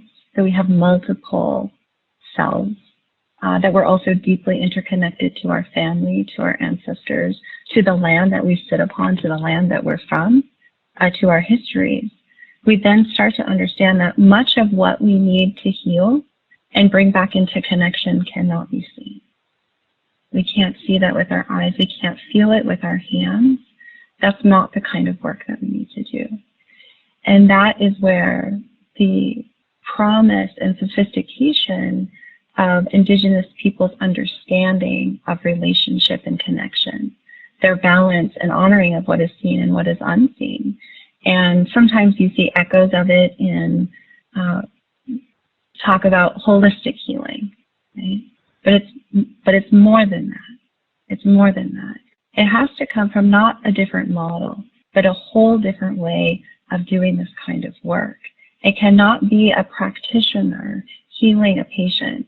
It has to be a relationship between someone who understands or has walked that walk a little bit further than they have. And from a traditional frame, traditional healers, the healing was not the healer to that person. It was the healer's relationship to the ancestors that brought the healing there. And then the work was in the relationship of that individual building the relationship with the healer. It was not that the healer could heal that individual, that was a consent and a decision that that individual had in conspiracy with all of the other things that are seen and unseen. And in order to heal in that way, you have to make an incredible amount of space.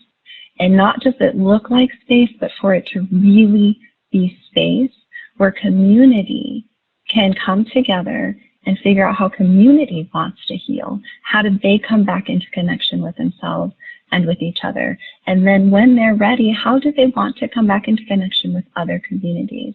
And that's where consent and the idea of how we have relationship and power need to be shifted.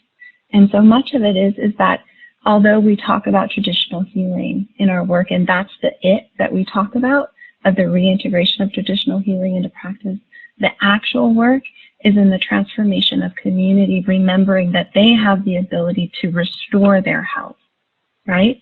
It wasn't health that they don't already have. It's simply just washing away, cleansing away, lifting up the health that is already there for them to come back to. It's a returning of home to them. And we have to make space and realize that they are the ones with the power. It's not us, because if we come in with the same power dynamic that created the issue, we will continue to create that same issue.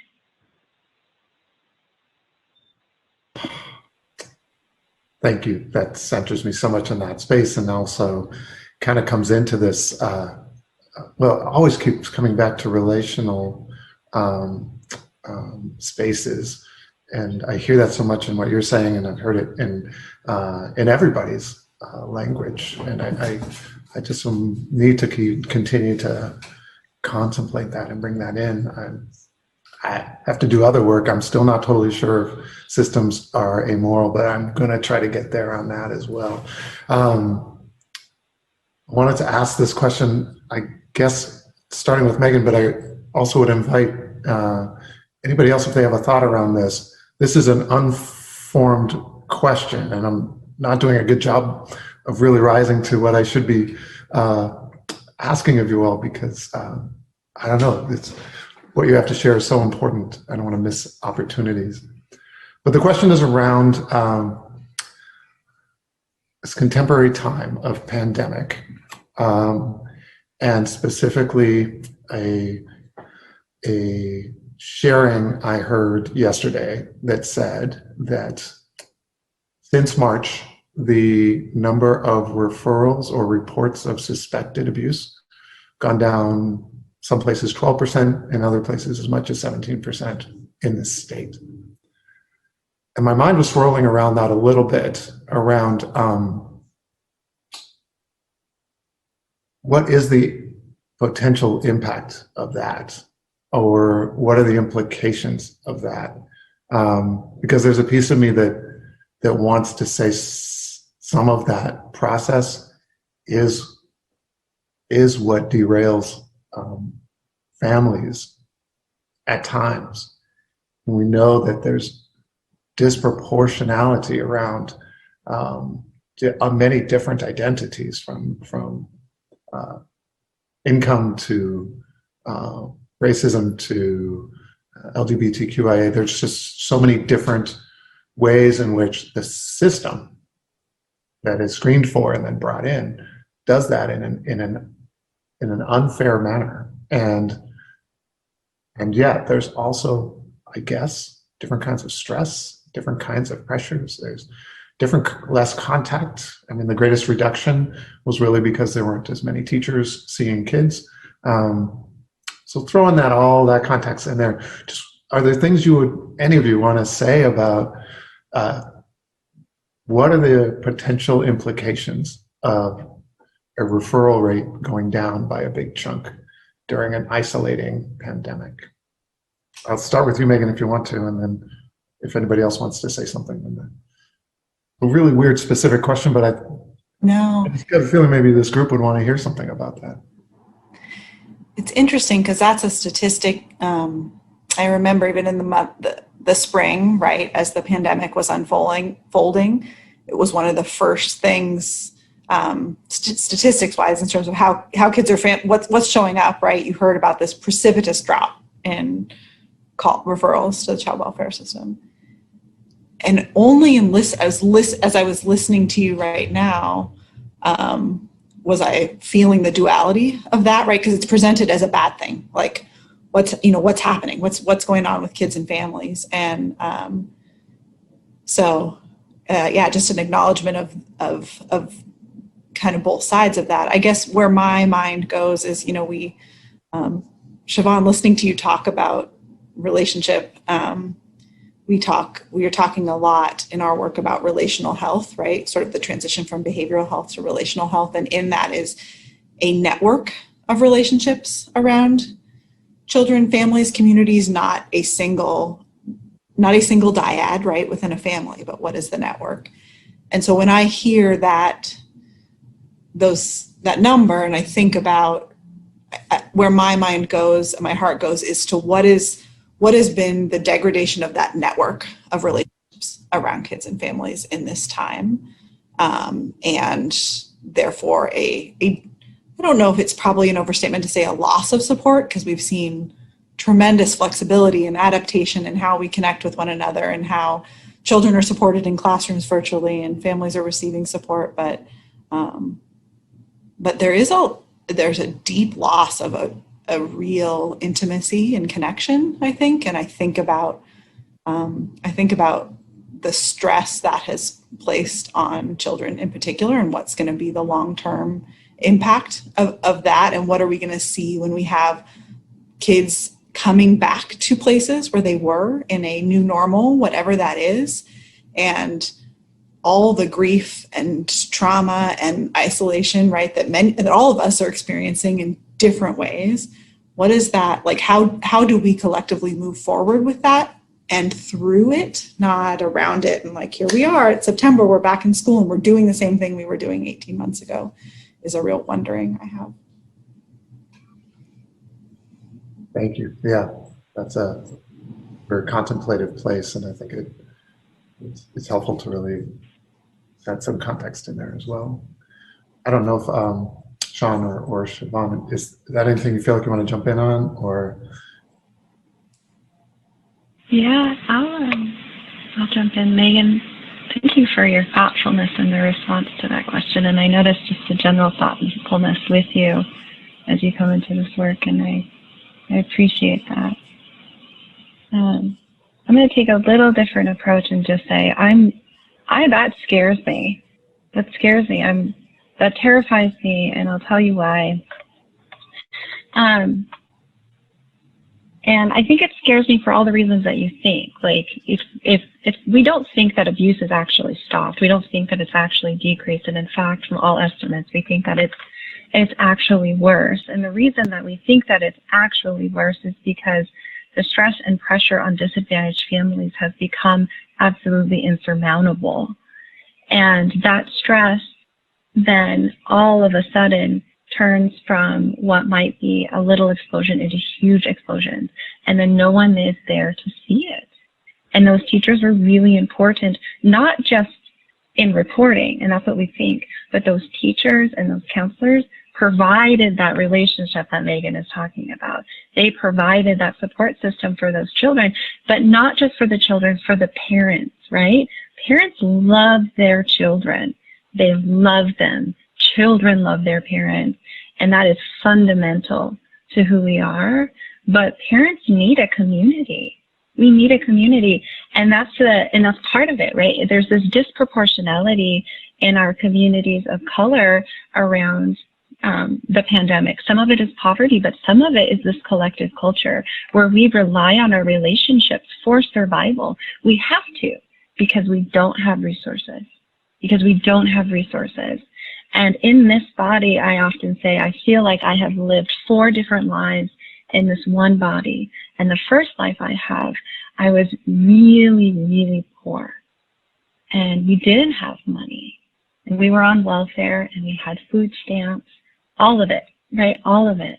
And in this life now, right, 3 more lives later, I work at a foundation. I have plenty of resources.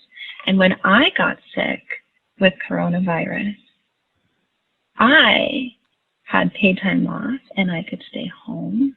I could secure care for my child. I could have my groceries delivered. I could access private and additional alternative therapies so that I didn't get that sick.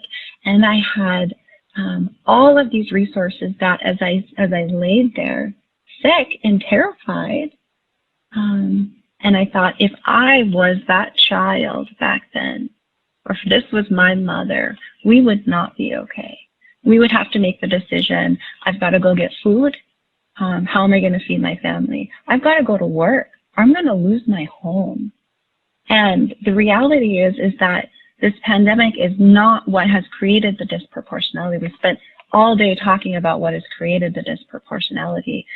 These problems have already existed. It's simply highlighted it so that we can have a real conversation about it. It removes the nuances and the subtleties of it when we, as people of color, are dying at incredible rates. And that is because we simply, absolutely have it harder to start with. We don't have the resources to deal with it. And something like a global pandemic can absolutely wipe us out.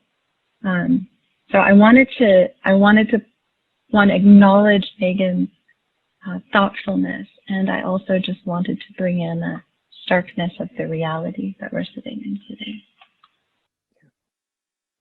That's powerful. Yeah. Thank you. I wasn't a really great student in elementary, middle, high school. It wasn't a strength of mine. The test that I did perform well on was the ACEs test. I scored a perfect 10 out of 10. Although you don't get a gold star for that, and typically not the support that you need to navigate through it either. So my own lived experience tells me that number is worrisome. And then the work that we do in partnership with schools echoes the same. Let's look at all the other numbers that are dramatically down. Statewide suspensions and expulsions are going to be dramatically down this year. I'm pretty confident that at YMCAs across the country, the amount of injuries they've had in gyms are going to be dramatically down this year. There's a lot of things that will be dramatically down, and it's a result of the fact that there's just not people proximate in those spaces to see what's really going on. Right. And we see it with the young people that we're supporting. I mean, as we pivoted from being an alternative to suspensions and expulsions, a large part of our work is engaging young people who are having a hard time connecting in a virtual space and helping reduce barriers. We've been doing a lot of things that we wouldn't traditionally have done, like paying for car repairs and light bills and rent and groceries, because these things are added stressors in the house, which then create an environment where a young person can't possibly engage academically while simultaneously navigating the tension of the space, right? And the referrals that we've had to our own internal behavioral health specialist as a result of what's going on at home and working our way through. And we've been recently, much to the point of, that young people aren't an island in of themselves, and that their parents need connectivity. Right.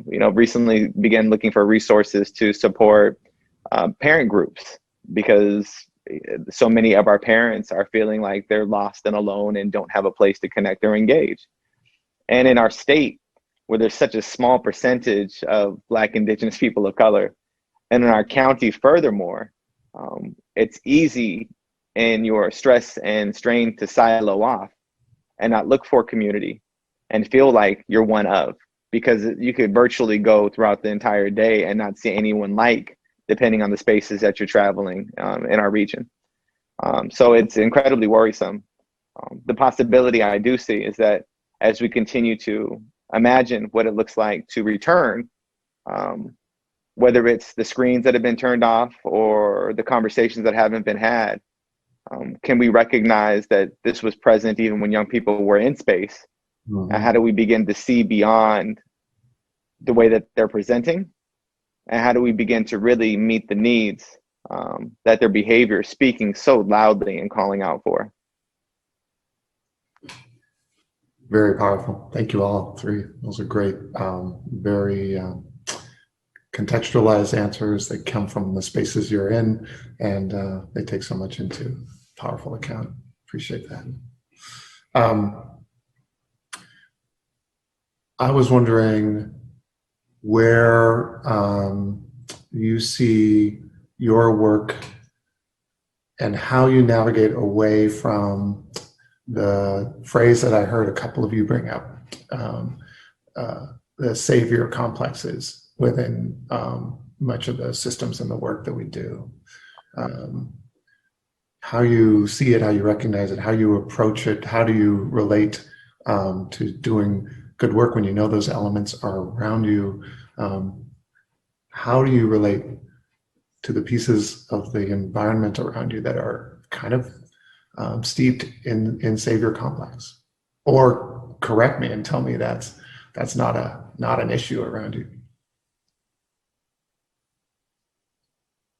Sure, I'll go first. You know, when I was serving at the YMCA of Greater Seattle, part of the work I did was leading a gang and group intervention team. And when we had young people who were connected with outreach workers, they had terrific gains. And then when those outreach workers would transition those young people off their caseloads and begin to work with other young people, they'd begin to digress and regress, and those gains would fall off. And there was many of occasion where you know, I was serving as a minister in the community at the same time, and so we would be serving young people in community. They would be doing really, really well, and then a couple weeks later, I would be serving their family, preparing for the young person's funeral, because we like the idea that there is a person who can help this young person through.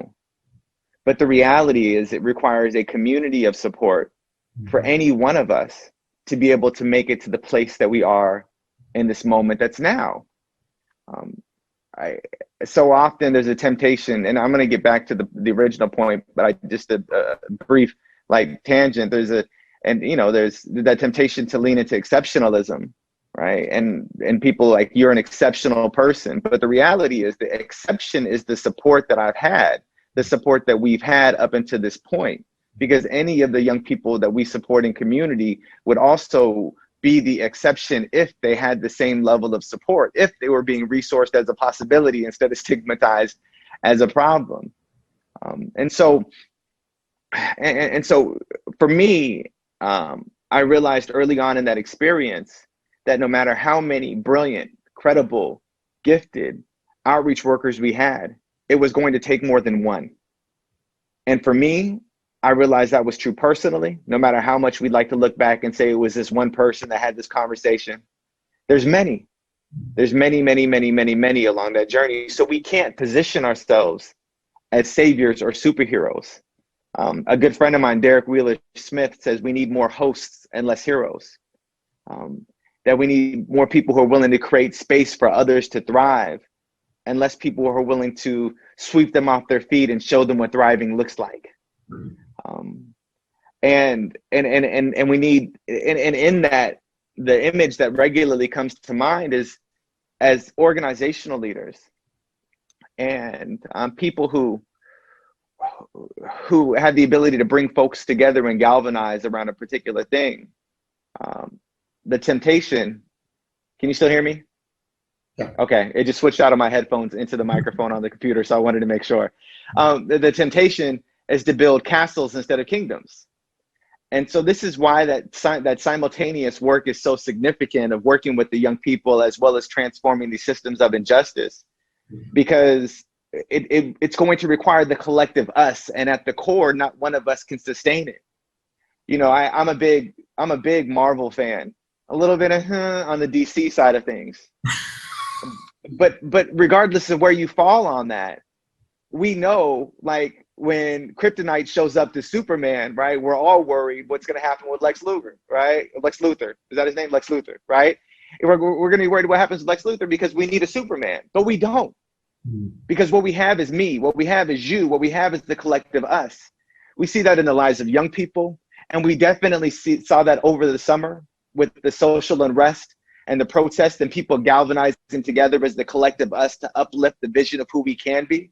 And we see that in our political systems, where we're no longer relying on an elected to be able to do the thing, but we're holding that elected accountable to represent the collective us. And if they don't, we're going to let them know vehemently what it looks like to represent our collective truth.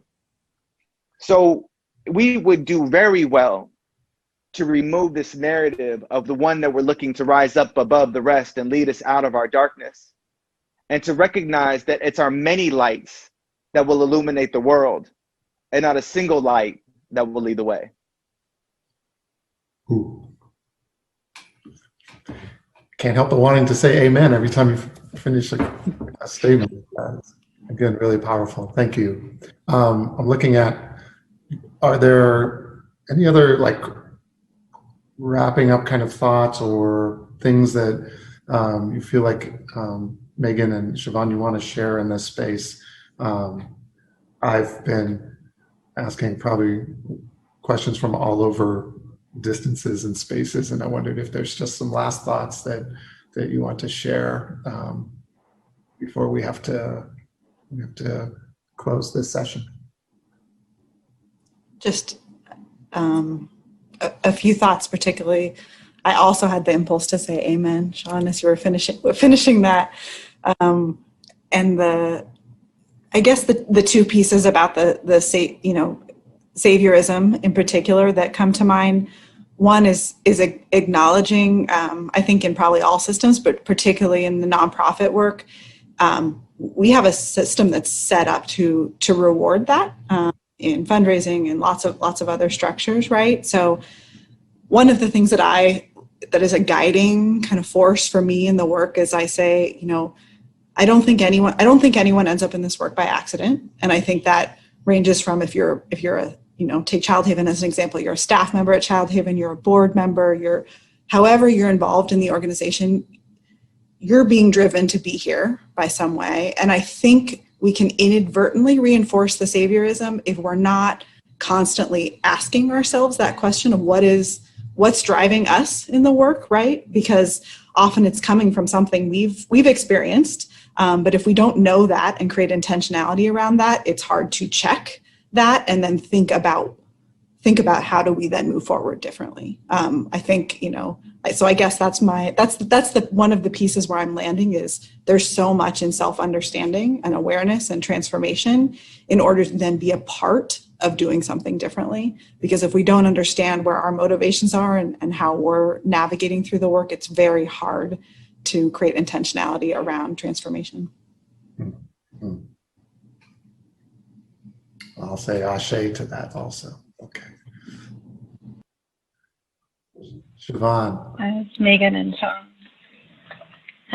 Sean were responding to that question, I kept thinking, why is it so much easier to clean out other people's closets than it is my own?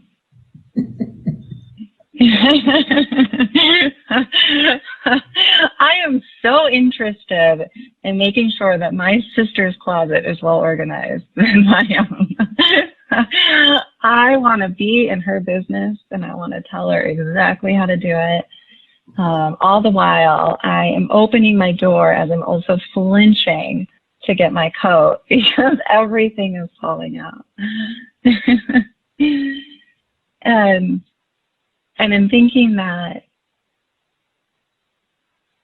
there is a humility when that comes from doing really honest work with yourself.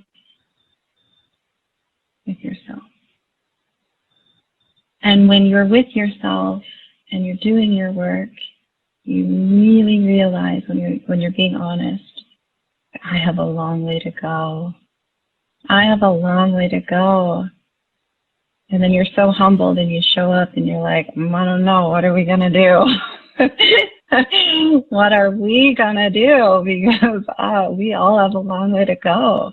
And if we all come to the table like that, if we all come to the table with that real understanding that we have a long way to go, that opens up space for another kind of question. It's not about the I leading, right? It's about the we, and how do we come from that? And then it only works when we can really tell the truth. And that's that part around that otherization that Sean was saying, around deleting the people that disagree with you. There is a price, and oftentimes when it comes to these kinds of conversations, that comes with telling the truth. And telling the truth can mean that you are punished, that you are isolated, that you are shamed.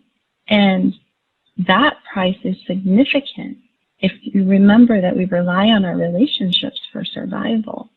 Okay? It's fundamental to who we are, and it's essential for us to heal. We have to have relationships to heal. So at the same time, we have to cultivate relationships that can withstand the truth, right? That we can have relationship where I can tell you, like, gosh, I really think you suck. Like, what you just said is really lame. And they'll be like, and then here's the thing though, you have to be the person that they can say to you, like, no, you really don't get it. You are totally off base. You know, I'm gonna leave the room right now, but I'm gonna come right back because we're gonna have this conversation and I'm not going anywhere. And that's that part of building relationship with yourself, that you know you're gonna be there with yourself, you're gonna tell the truth. I've got a long way to go. And then you can sit in relationship with other people and have the courage to tell them the truth in the faith that they won't leave in the process of that truth telling. And I think that's the work that comes in that saviorism. Wow. Even my phone was singing when you were saying that. But thank you for that. And it so brings us all back to relationship, even when it's not comfortable, even when we're not comfortable. I sense this feeling of relay, and I love the way this conversation has sort of been a relay, an exchange, and a sharing and a passing on of a thought or an idea. And this has been one of the most powerful groups of people speaking that I just had a chance to be close to in a long time. I appreciate what I feel of what you bring into this space, and I admire that there are people who get to work close to you and know each of you in your efforts, and know you in your strongest and greatest days, and know you also when you need to be lifted up by someone. I think that it's just been a beautiful conversation. I wish, no, I don't wish. I'm very happy and really feel comfortable with how this conversation has gone.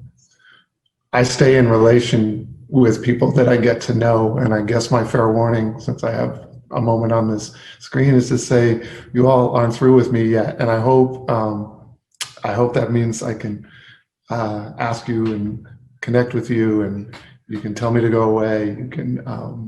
You can challenge the things I say, and I will accept those with as much grace and honesty and humility as I can muster, and I will listen to you and learn from you.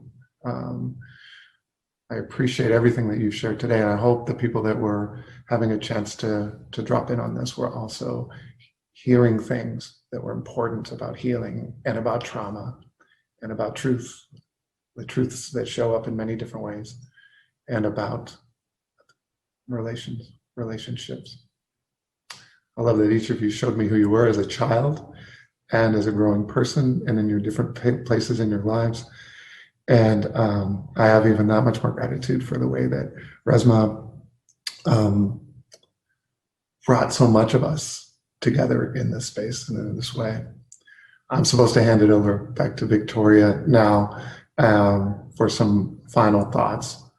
But I just want to share with you, these are stories and gifts that I hold very dearly, and I understand what it takes to be able to share yourself, especially in these times and these ways. And so thank you for that. And maybe on behalf of all the people who are listening, thank you for helping us all grow a little bit more and making us open to growing even more after this. Victoria, are you ready to come back into the space here?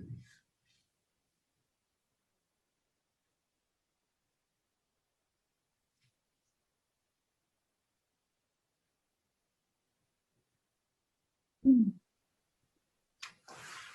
to go from here? Resma, Ben, Megan, Siobhan, Sean, 1,000 thank yous. I know we talked, we got an opportunity to meet several times before and talk. I think that today was beyond anything that we imagined.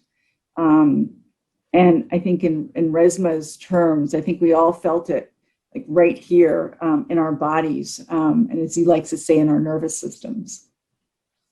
So close to 1,400 of us, 5 exceptional human beings, 1 remarkable, remarkable day, and I am finding myself having a hard time closing, hard time letting go of saying goodbye to today. I guess I'm consoled partly by the fact that this really isn't over. We're not really finished yet, and we need to continue.